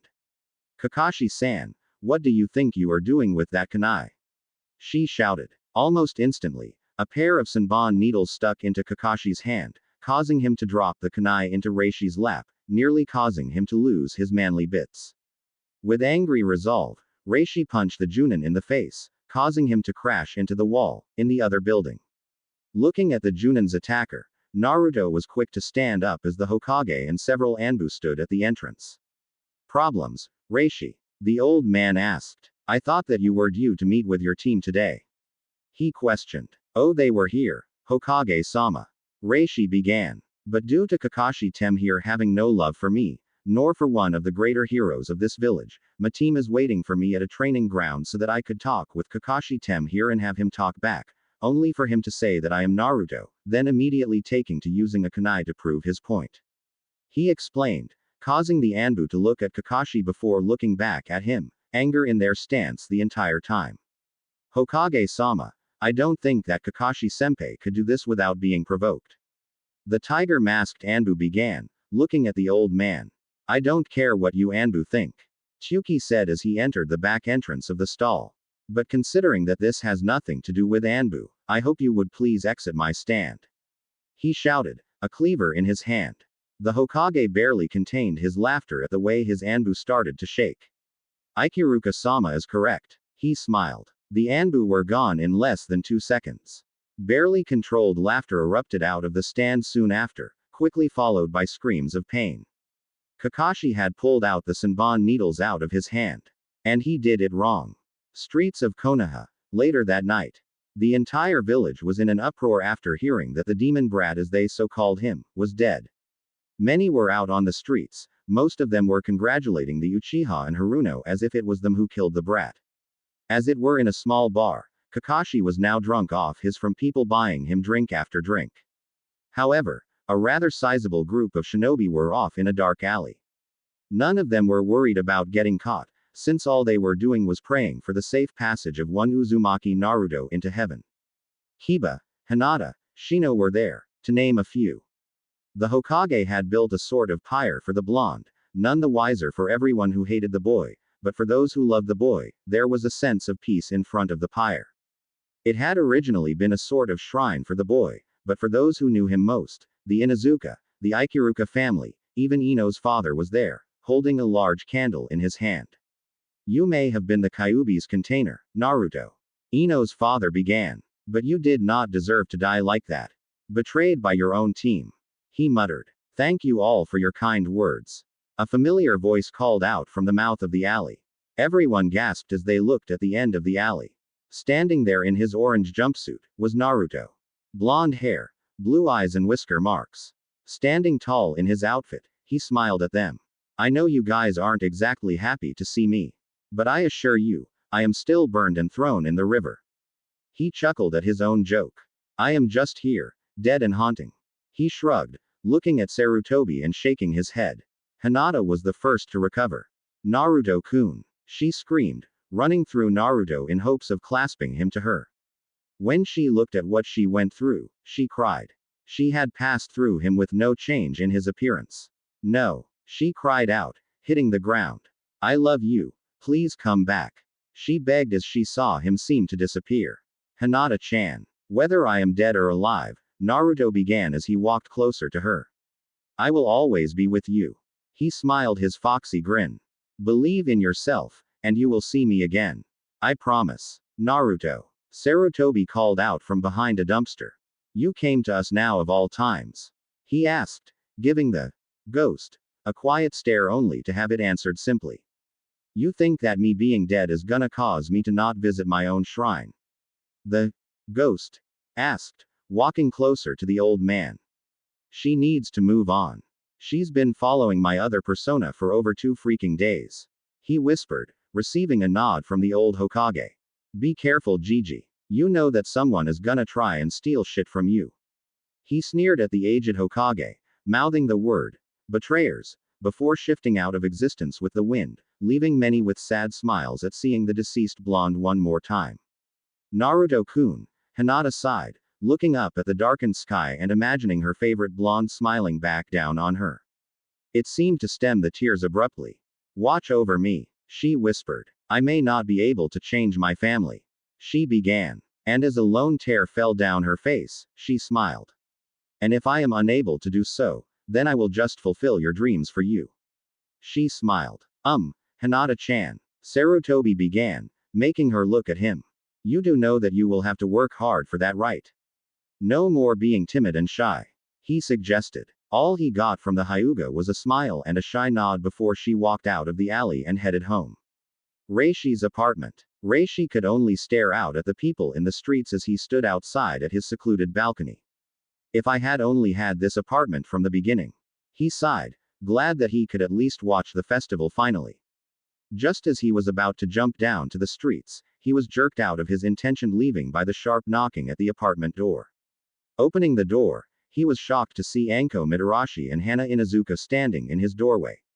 Taking a quick look down at himself, he saw that he was at least smart enough to wear his mesh mask under cover of his animal mask, and was still slightly dressed in his tank top and a pair of short pants. But when he looked at Anko again, he saw a small blush on her cheeks as she seemed to be sizing him up. Hello, he muttered as he turned to Hana. She seemed to have a stern look on her face, as if she didn't like being there at all. But just as Reishi was about to say something to her, Reishi was affronted to being pushed to the ground by the gray triplets, who had somehow pushed their way through the 2 Kinuichi legs. Reishi could barely contain his laughter as he was pushed to the ground and proceeded to be licked in the face by all 3 dogs as they wagged their tails in happiness at seeing him. Well shit, I guess you were right, Hana-chan. Anko laughed as she seemed to pluck a dango stick out of thin air and placing it in her mouth to chew on. Not like I wanted to be right, damn it. Hana growled. I would have hoped that they would leave him alone or completely forget about him. She sighed as the two walked in and proceeded to pull the dogs off of Reishi. It took several minutes and a large bowl of raw stew meat to calm the trio down so that they could talk. Okay. Reishi-san. My Ka-san has read the scroll you gave her. Hana began. After she stopped screaming quite colorfully, I might add, she sent me to give you this scroll along with saying that she is looking forward to speaking with you soon. She explained. Reishi, on the other hand, was quite concerned with what the matriarch of the Inuzuka clan could want to talk with him about. Slowly taking the scroll from the woman, he proceeded to open it, only to be stopped by Anko. Do you mind if I use your bathroom, Gaki? I think I drank too much before coming here. She blushed as she looked around the apartment.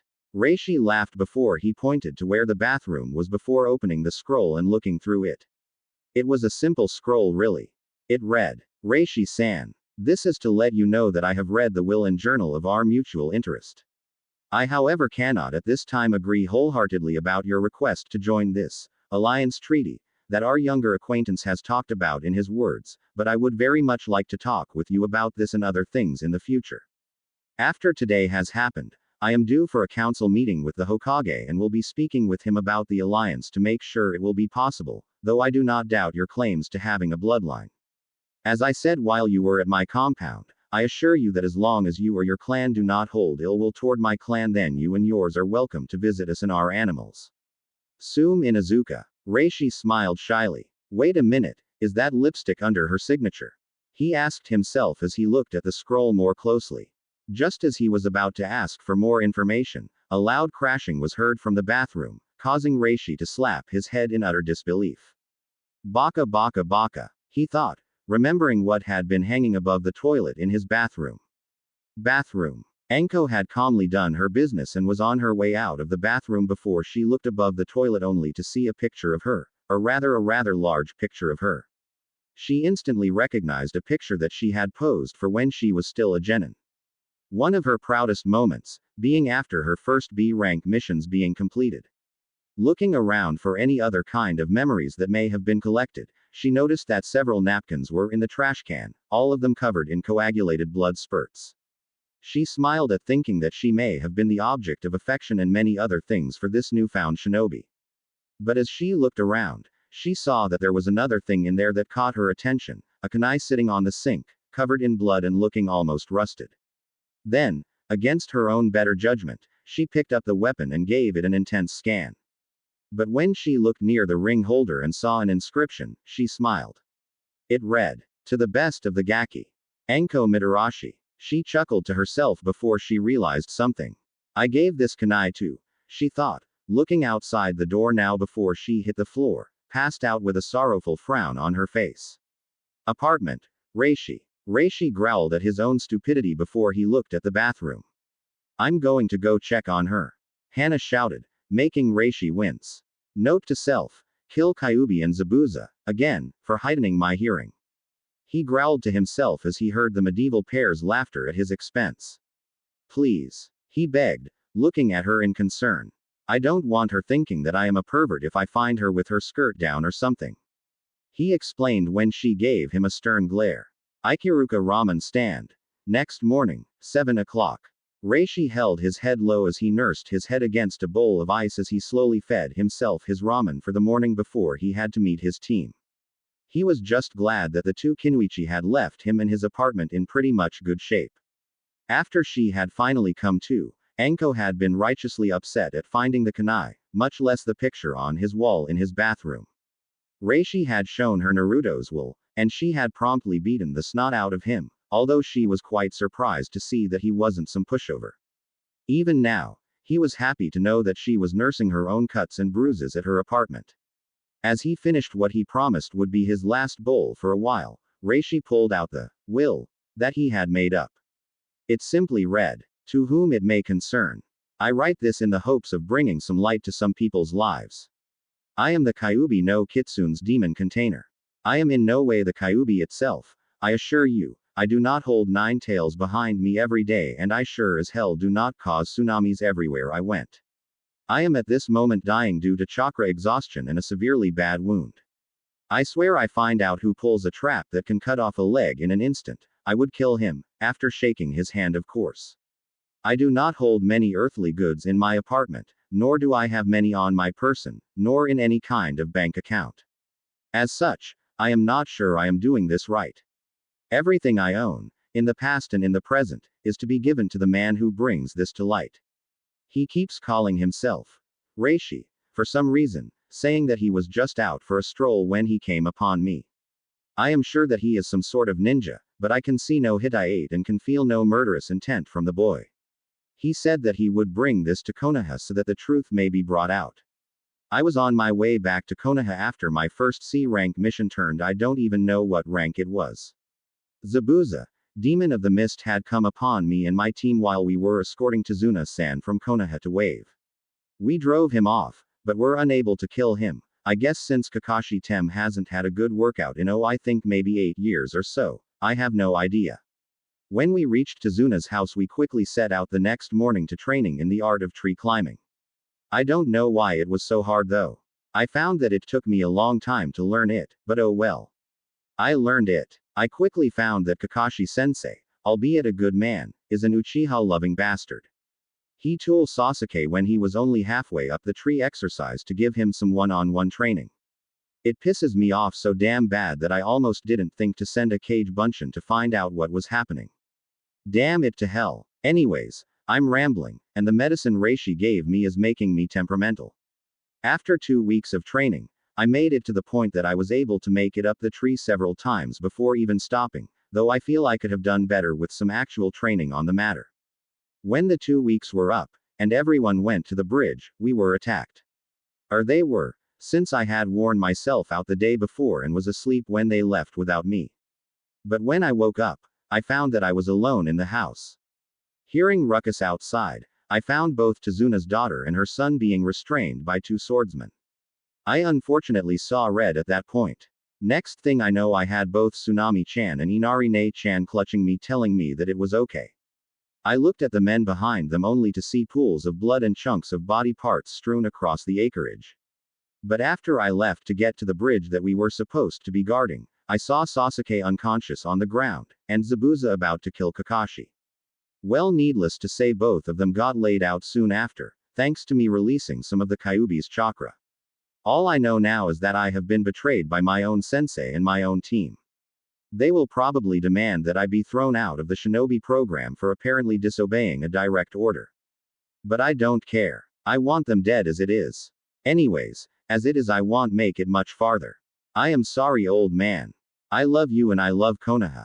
Please tell everyone that I will always be with them and that I will miss them dearly. Oh, and Sarutobi-sama, please give someone the order to give Sum-chan a smack on the for me. Naruto Uzumaki. Reishi had to laugh quietly as he read it again and again, wanting nothing to go wrong with his will. He was about to pull it back into his pouch when he felt a cold hand on his shoulder. You should be aware of your surroundings more, boy. A deep and depressing voice called out from behind him. Turning around, Reishi had to stop himself from punching the boy that stood behind him. Sasuke Uchiha smirked as he looked at the new Dobi's face. You look so much like my former teammate that is almost scary. He laughed, Sakura walking up behind him. Whatever. Reishi began. That right there just lets me know that I will never take a mission with you. After all, grave robbing is such a thing that is frowned upon. Did you know that, Sasuke-tem? He asked. Naruto cut the crap. Sakura growled. We all know you are just scared of Sasuke-kun. Would you people stop calling me Naruto? Reishi shouted, slamming his hand on the counter.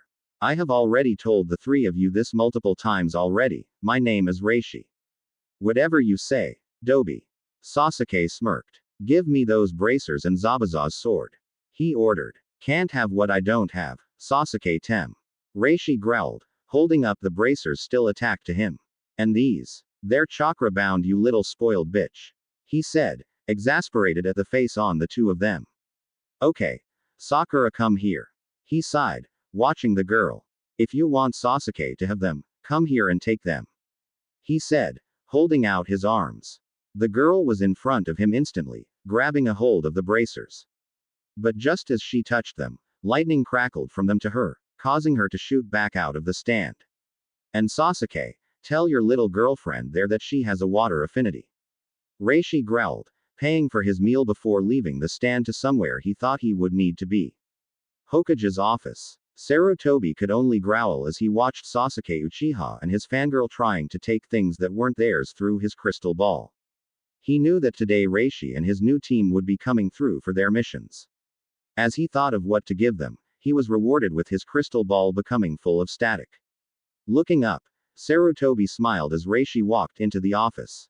Hokage-sama, I need missions, and a lot of them. The boy growled. Okay, where is your team? The Hokage asked. It's a clan training day, so the team isn't doing anything, and Kirine is with Anko. She had a scare last night and needed some comfort, I guess. Reishi shrugged. Not to mention, I need to blow off some steam, since I know you saw what happened with the pathetic duo. He sighed. Naruto, I need to know something. Sarutobi sighed, casting a silencing jutsu. It's Reishi, old man. Reishi sighed. I may be the same knucklehead on the inside, but I am trying to be the new me all the time, and so far it is working. He explained, wringing his hands in front of him. Ever since the village celebrated Naruto's death, he began, but with a twitch of an eyebrow he interrupted himself. By the way, still pissed about that being allowed to happen. He sighed. Ever since Naruto's ghostly goodbye, Hinata has been doing really well in our training sessions. And according to what I overheard from a few branch members after dropping her off, she has been taking some of the members apart in clan training. I can understand that. Sarutobi sighed. But that is not what I was going to ask you. He began. You told me several days ago that the sword that belonged to Zabuza broke into 4 parts. The bracers and the swords. He said, looking at the bracers on Reishi's arms. But I never see you use the swords at all. Not even in team training. Okay. First things first. The swords have some kind of seals on them, and they worry me. The bracers have some seals as well, but it seems that the chains are instinctively used when I want them to be. So that is the reason for me only using bracers. They are also able to block sword strikes. He chuckled as he looked at his hands. Well, anyways. Sarutobi smiled as he looked into a shadow of the room. I cannot give you a mission as of yet right now, since you have no team available. But I can give you another thing that can solve your plight. He said, looking at Reishi's worried expression. I know you don't like the idea of having a tutor, or even someone to help train you in your own ways, but I found you have a sensei now. He laughed as Reishi's mouth literally dropped as he looked at the aged Hokage. You can come in now. Sarutobi yelled, dropping the jutsu. The door seemed to cave in, and in walked someone Reishi never thought he would ever see. I am so dead, he thought, wondering if he should let out his chains against the coming problem that walked into the office. In walked Reishi's new sensei, Anko Mitarashi. And she did not look happy. Anko Mitarashi was aggravated as she woke up that morning. She had had a decent night out with Hana, went to see some kid that the Inuzuka were talking to about something, and went into the bathroom after checking the kid out. But when she had found that picture, well, she guessed that was when everything went to hell. After finding that damnable kunai, she had flipped out worse than she could ever have imagined. But her eventual tirade had been interrupted before it began when she knocked herself out after falling. Later, when she woke up, the gaki that had seemed to grow out of nowhere had explained what had happened in the forest. But when she had asked for the kunai back, Reishi had literally slapped her, saying that it was not as important to her as it was to the blonde who had given him everything. The picture had not been his doing, to which he apologized, but said that the kunai would be on display as soon as he could get a display plaque for it. He had told her that if she had taken it, she may have accidentally used it without knowing about it and thus losing said item. She couldn't argue with his reasoning, but it still rubbed her the wrong way knowing that the kunai that she had given to someone important was being displayed by someone not worthy, or so she thought. Even now as she walked to the Hokage's office, she knew something would not be right today. She had had a pretty full breakfast, and that when she had finished she would have to go talk to the Hokage about her newest mission. Entering the office, she had been slightly surprised to see that this new kid, Reishi, was standing in front of the Hokage. But before she could say anything she saw something on the back of the kid's neck. Slowly closing the door, she waited until she was called into the office. Was that a seal on that kid's neck? She asked herself as she rubbed her own neck, specifically where her own cursed seal lay. Hearing the Hokage calling to enter, she opened the door to the office, hoping to get a look at the kid's neck again, only to find that the kid was looking at her instead, shock and worry on his face. The look quickly set her off without provocation. Reishi. While Reishi was glad, at least she's not some weak fangirl. He thought. And I know she isn't some kind of favorite playing backstabber. He growled to himself, thinking of his two former team members. And I don't think she's a jutsu-stealing sucker either. He smiled, imagining for some reason her doing that very same thing.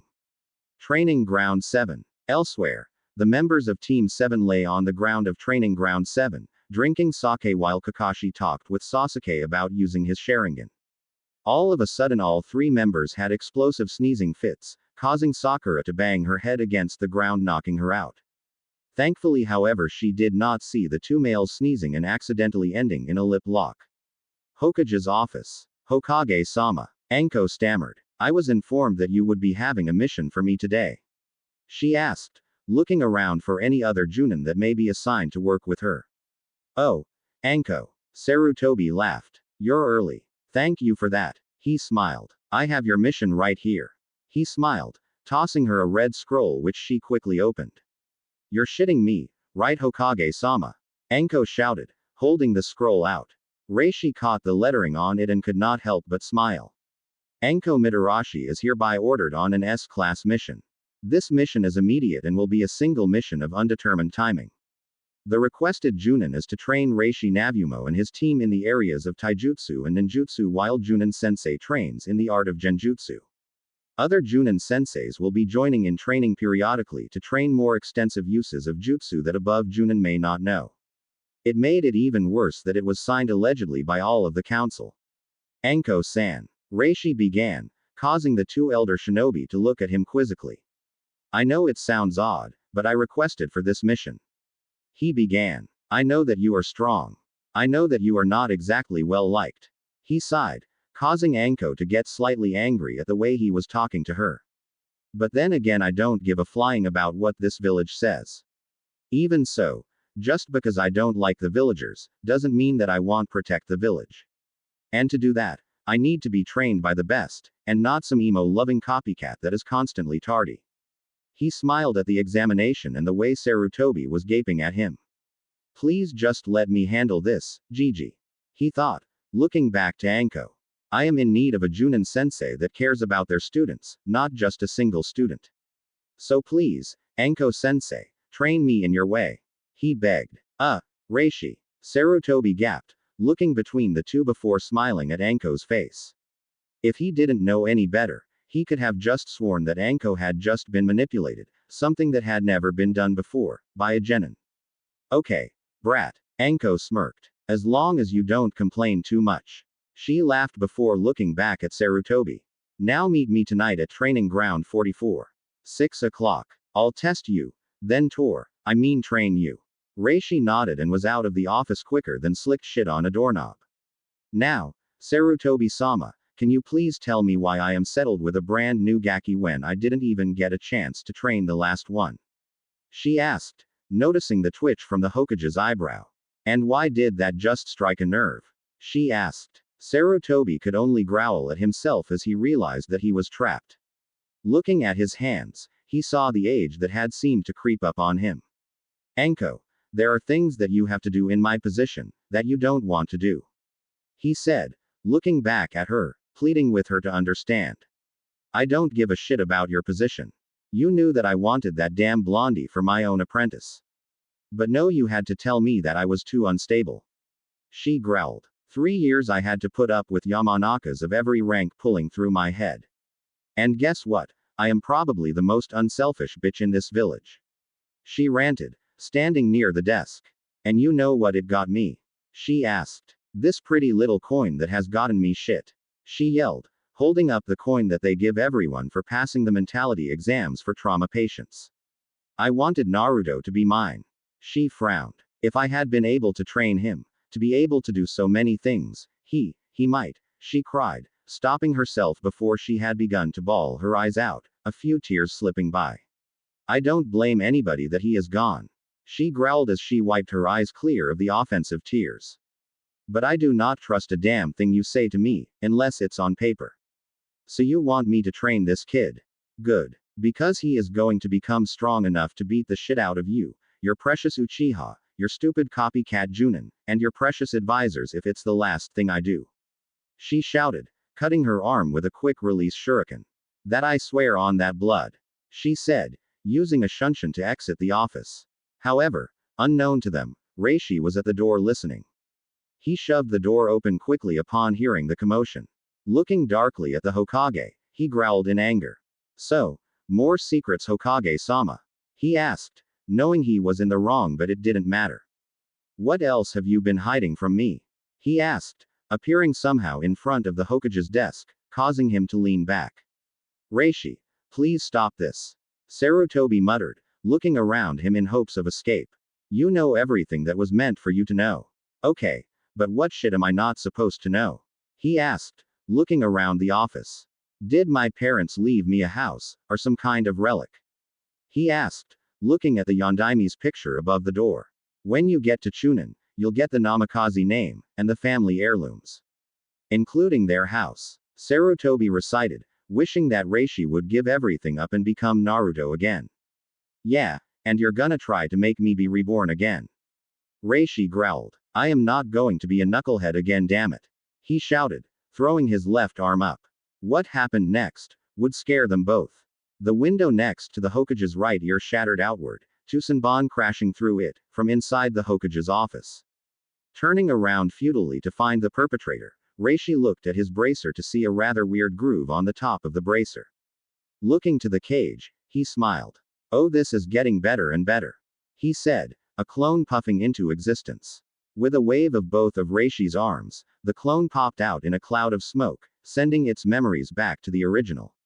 Senbon launchers? He asked, looking at the wall to see 8 long Senbon needles sticking out of the wall in an X-like pattern. Reaching over to pick one of them out of the wall, Reishi smiled. It was a weird-looking Senbon indeed.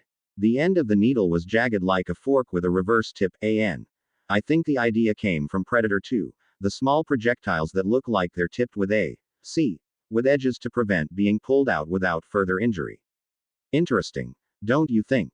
Reishi asked, laying the projectile on the desk before sliding it to the cage. Sarutobi sighed as he took out a scroll and began writing on it. I am sending a message to Jiraiya of the Sannin. He is Konoha's seal master. He should be able to tell us what is going on. He said as Reishi looked at him quizzically.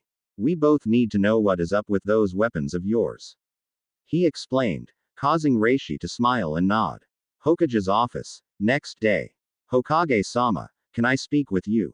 Anko Mitarashi asked, looking into the office quizzically, not noticing anything suspicious. What can I do for you, Anko-chan? Sarutobi asked from his pile of paperwork. Then Anko noticed something. There were 7 Hokages. Hokage-sama, she sputtered, pointing to the obvious clones in front of her. I wanted to talk to you about Reishi Nabumo. She replied as she regained her wits. What about him? Did he not go with the way you have in order to train him? Sarutobi asked. No, that's not it. Anko replied, holding her hands out. He actually surprised me with a lot of his tactics. She began, walking past the desk to stare out of the Hokage's window. I gave him a test on all 3 facets of the way a shinobi should act. She smiled at the sweat on Sarutobi's brow. Just simple tai, gen, and ninjutsu. She laughed as he blew out a breath. But that is where everything changed. She sighed. There is only one person that I knew could come up with sheer numbers like he did. That boy created more than 100 clones out in the forest of death, Hokage-sama. You pulled water jutsus from up in the tree line for crying out loud. She exclaimed. Tell me everything, Anko-chan. Sarutobi growled, the shadow clones dispersing. This is not good, he thought. I don't know anything about Naruto's real capabilities, and this is the only way. Anko quickly began relating what happened out in the forest, including how Reishi effortlessly pulled apart every test that she could come up with. Team 8 training grounds, 1 hour later. Reishi-kun, could you please walk me home? Kurine-sensei has to walk the others home and I want to talk with you some more if possible. Hinata asked as everyone collected their things to go home for the day after several hours of training. Okay. Hinata-chan. Reishi smiled as he walked out to a large stream nearby. But I still have some training to do if you don't mind waiting. He explained as he began walking onto the stream, shocking Hinata at the ease in which he did it. Reishi-kun, you're water walking. She shouted, alerting the rest of the team to what he was doing, causing them to come over to observe. Now Kurine knew something was up with the newest member of her team. He was able to pull off tactics that would confuse others, including the Nara clan members that she had met before. But knowing that he was good at water walking surprised her. Kiba smacked himself in the face, accidentally smacking Akamaru as well in sheer outrage. Damn it, you baka, when did you learn that? He shouted, looking at the water then to Reishi. Shino was quiet as ever, looking at Reishi as he proceeded to quietly laugh at everyone. Pushing his glasses up higher, he actually had to hide a smile that threatened to cross his face. Okay. Calm down guys. Reishi laughed, looking around at everyone. Hold on a sec, I think it's time for some more training. He smiled sinisterly. How are you guys on chakra?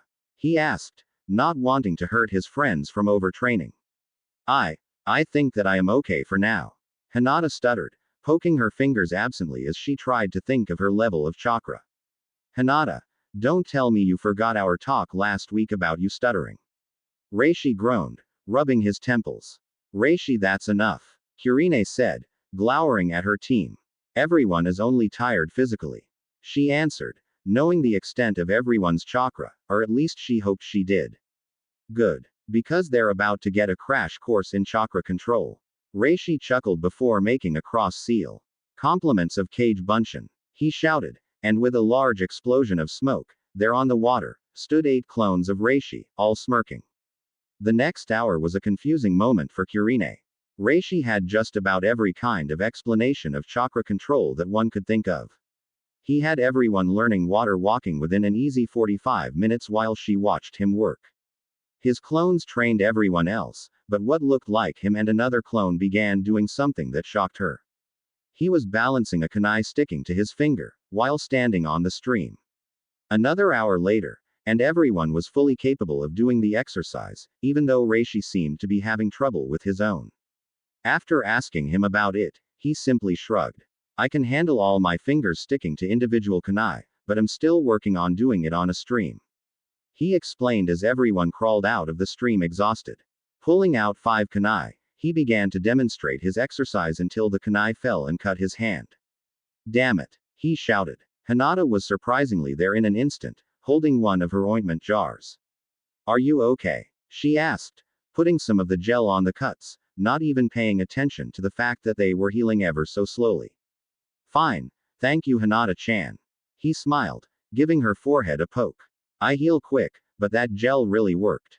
He said, causing her to blush. Looking to Kurine however, he seemed to deflate. I guess that is what I get for showing off. Don't worry about it, Reishi-kun. Hinata smiled. The Byakugan is a dojutsu that requires high chakra control, so you are doing something that not even my father can accomplish. She said, causing Reishi to smile. Thank you, Hinata-chan. He said, ruffling her hair, causing the Hyuga heiress to pout. I wish you would stop doing that, Reishi-kun. She frowned as he did so. Not until you stop pouting. He smiled unexpectedly. I only do it to cause you to smile, like poking your forehead. I want you to smile more. You don't do it enough and that damn Hyuga emotionless bullshit is nonsense. He explained. You should be smiling much more. The whole thing with the Hyuga doesn't suit you. The comment seemed to shake Hinata slightly before a small quirk in her mouth turned into a blushing grin. Thank you, Reishi-kun. She whispered. Kiba however was not happy about the expression on their face. Okay crack shot. He bolstered, smacking Reishi upside the head. Stop your flirting and let's get home. He said, watching Shino collecting himself off the ground. And thanks. He sighed. That training helped a lot. A resounding crash against Kiba's own head was the only answer. You're welcome. Kurine and Hinata at that point could not help but start to laugh at the way the two acted. But gasped as they saw Reishi headbutt Kiba, causing the Inuzuka to fall to the ground, only to be jerked up and rub his head. Damn it, would you stop that? The boy shouted. Your damn head is harder than a rock. Actually, no, I can't stop that. Reishi chuckled. And if you can't take a headbutt, what's gonna happen when I kick you in the Chunin exams? He asked. Alright, you three, it's time we got you guys home. Kurine interrupted. Reishi, could you please dispel your clones? She asked. Actually, Kurine-sensei, 2 of my clones are going to carry Shino and Kiba home with you while I take Hinata-chan home. The others have jutsu to perfect. Reishi explained. After all, I am not having anyone learn a jutsu until I am sure that it is safe. With that, everyone went their separate ways. Hinata smiled as she walked next to Reishi. Every time before now that he had walked with her, she had tried to walk behind him and to his left. But when that happened, every time he would stop and make her walk next to him. You are not my slave, Hinata-chan. You are my teammate, my equal. He had explained. Now she simply walked with him, continuing any kind of conversation that was on their minds. But when they reached the Hyuga compound, they found Hiashi Hyuga to be standing at the archway, waiting for something. Hello, Tu-san. Hinata mumbled, walking up to the clan head. I am home. I can see that. Where is your sensei? You were supposed to be home several hours ago, Hinata-san. Hiashi growled out as he looked at her emotionlessly. Just the way he looked at his own daughter made Reishi's skin crawl. Hyuga-sama. Reishi interjected as he walked closer. It was my own fault for keeping her and the rest of our team for extra training. He explained. I found that I could contribute something to our skills and proceeded to teach them a chakra exercise. I doubt someone like you could teach my daughter anything, Shinobi-san. Hiashi frowned, his Byakugan flaring. Look, Hyuga-sama, I know that everything you see before you is the way it is, but could you stop using your Byakugan on me? I feel like I should cover myself every time I see one activated. Reishi asked, looking at the clan head. The branch members on guard duty had to force themselves not to laugh at the impromptu joke made by the young genin. They stiffened when they saw Hiashi look at them. I do not appreciate being insulted near my own compound, Genin-san. He growled warningly. Okay. Reishi sighed, rubbing his temple. It wasn't even an insult, it was a request. Boy, leave my compound. Hiashi growled, pushing Hinata through the archway. And stay away from my daughter. He warned. Kind of hard, Hyuga-sama. Reishi frowned behind his mask. I am on her team, and thus I can't leave her alone. He said. Superiority complex using bastard. He muttered. Apparently, however, he said it loud enough for people to hear. Hiashi whirled on him so fast that Reishi had to take a step back and instantly had to duck a strike from the clan heir. Looking at the man, however, wielded no emotion whatsoever. What the hell is your problem, Hyuga-sama? Reishi shouted, standing up and getting into a defensive stance. Did I say something or are you just subjective to everyone? Hiashi was having none of what the boy in front of him was saying, and proceeded to attack the boy, Byakugan not active. I don't need the Byakugan for this trash. He thought. But whatever he was thinking, Reishi was always a step or two ahead of him, just dodging. He was seeming to do something that nobody had been able to do. Piss off a Hyuga main branch member. You should really get your nails clipped, Hiashi-sama. He said, barely missing a strike to his neck. They look like they could use a manicure. He said, rolling under a side swing from the elder.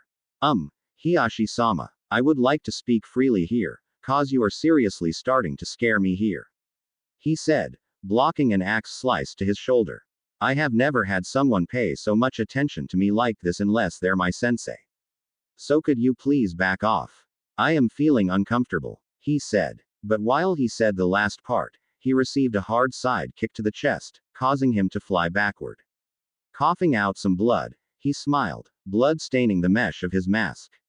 Whipping it away with the back of his hand, he winced in pain. See how superior to you I am, boy.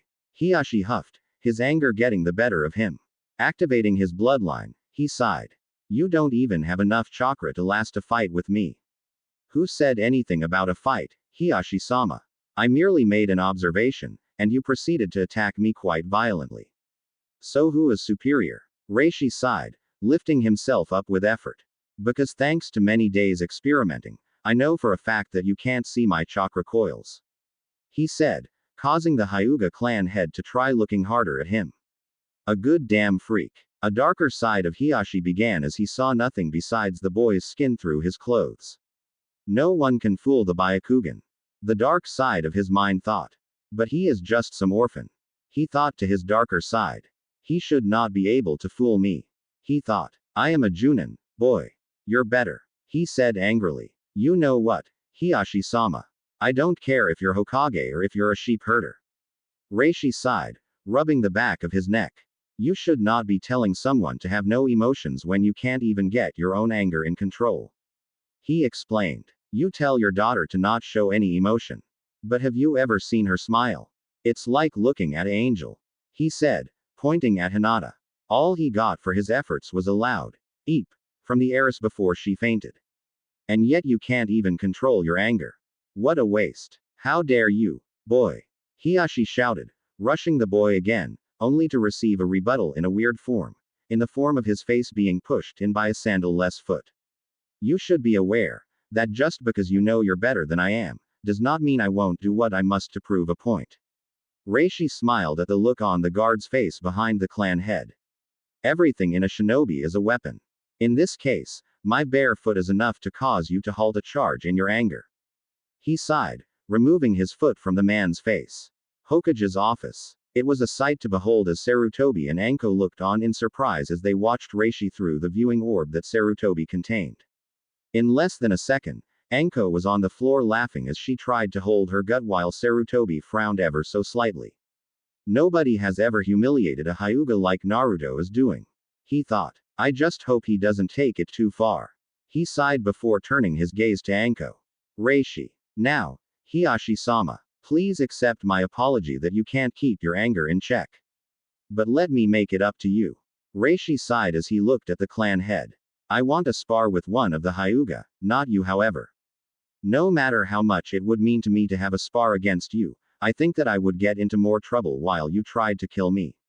He chuckled, causing the Hyuga to look at him in shock. I am not saying you would, but I would like to have an actual chance of fighting, not just dodging. He explained. And I won't fight Hinata-chan so you could forget it. Then what more do you want from me, boy?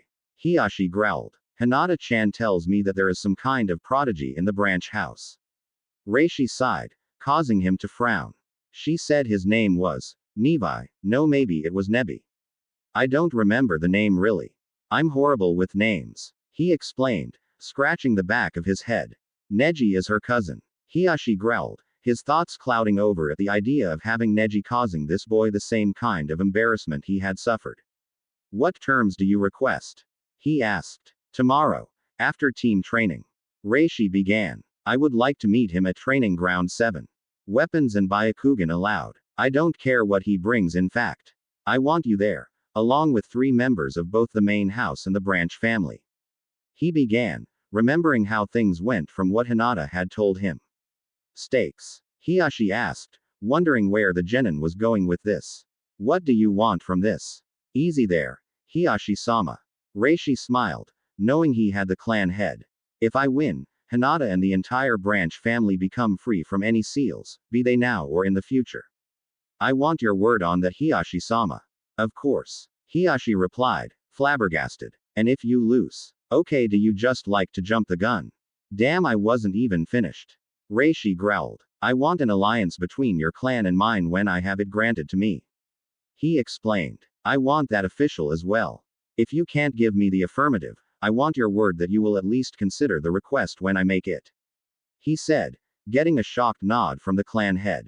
Now, if I lose the match, I will remove myself from the shinobi program and simply leave the village and return to my master. Reishi-kun. No, Hinata shouted from the archway. The guards were looking at him like he was insane.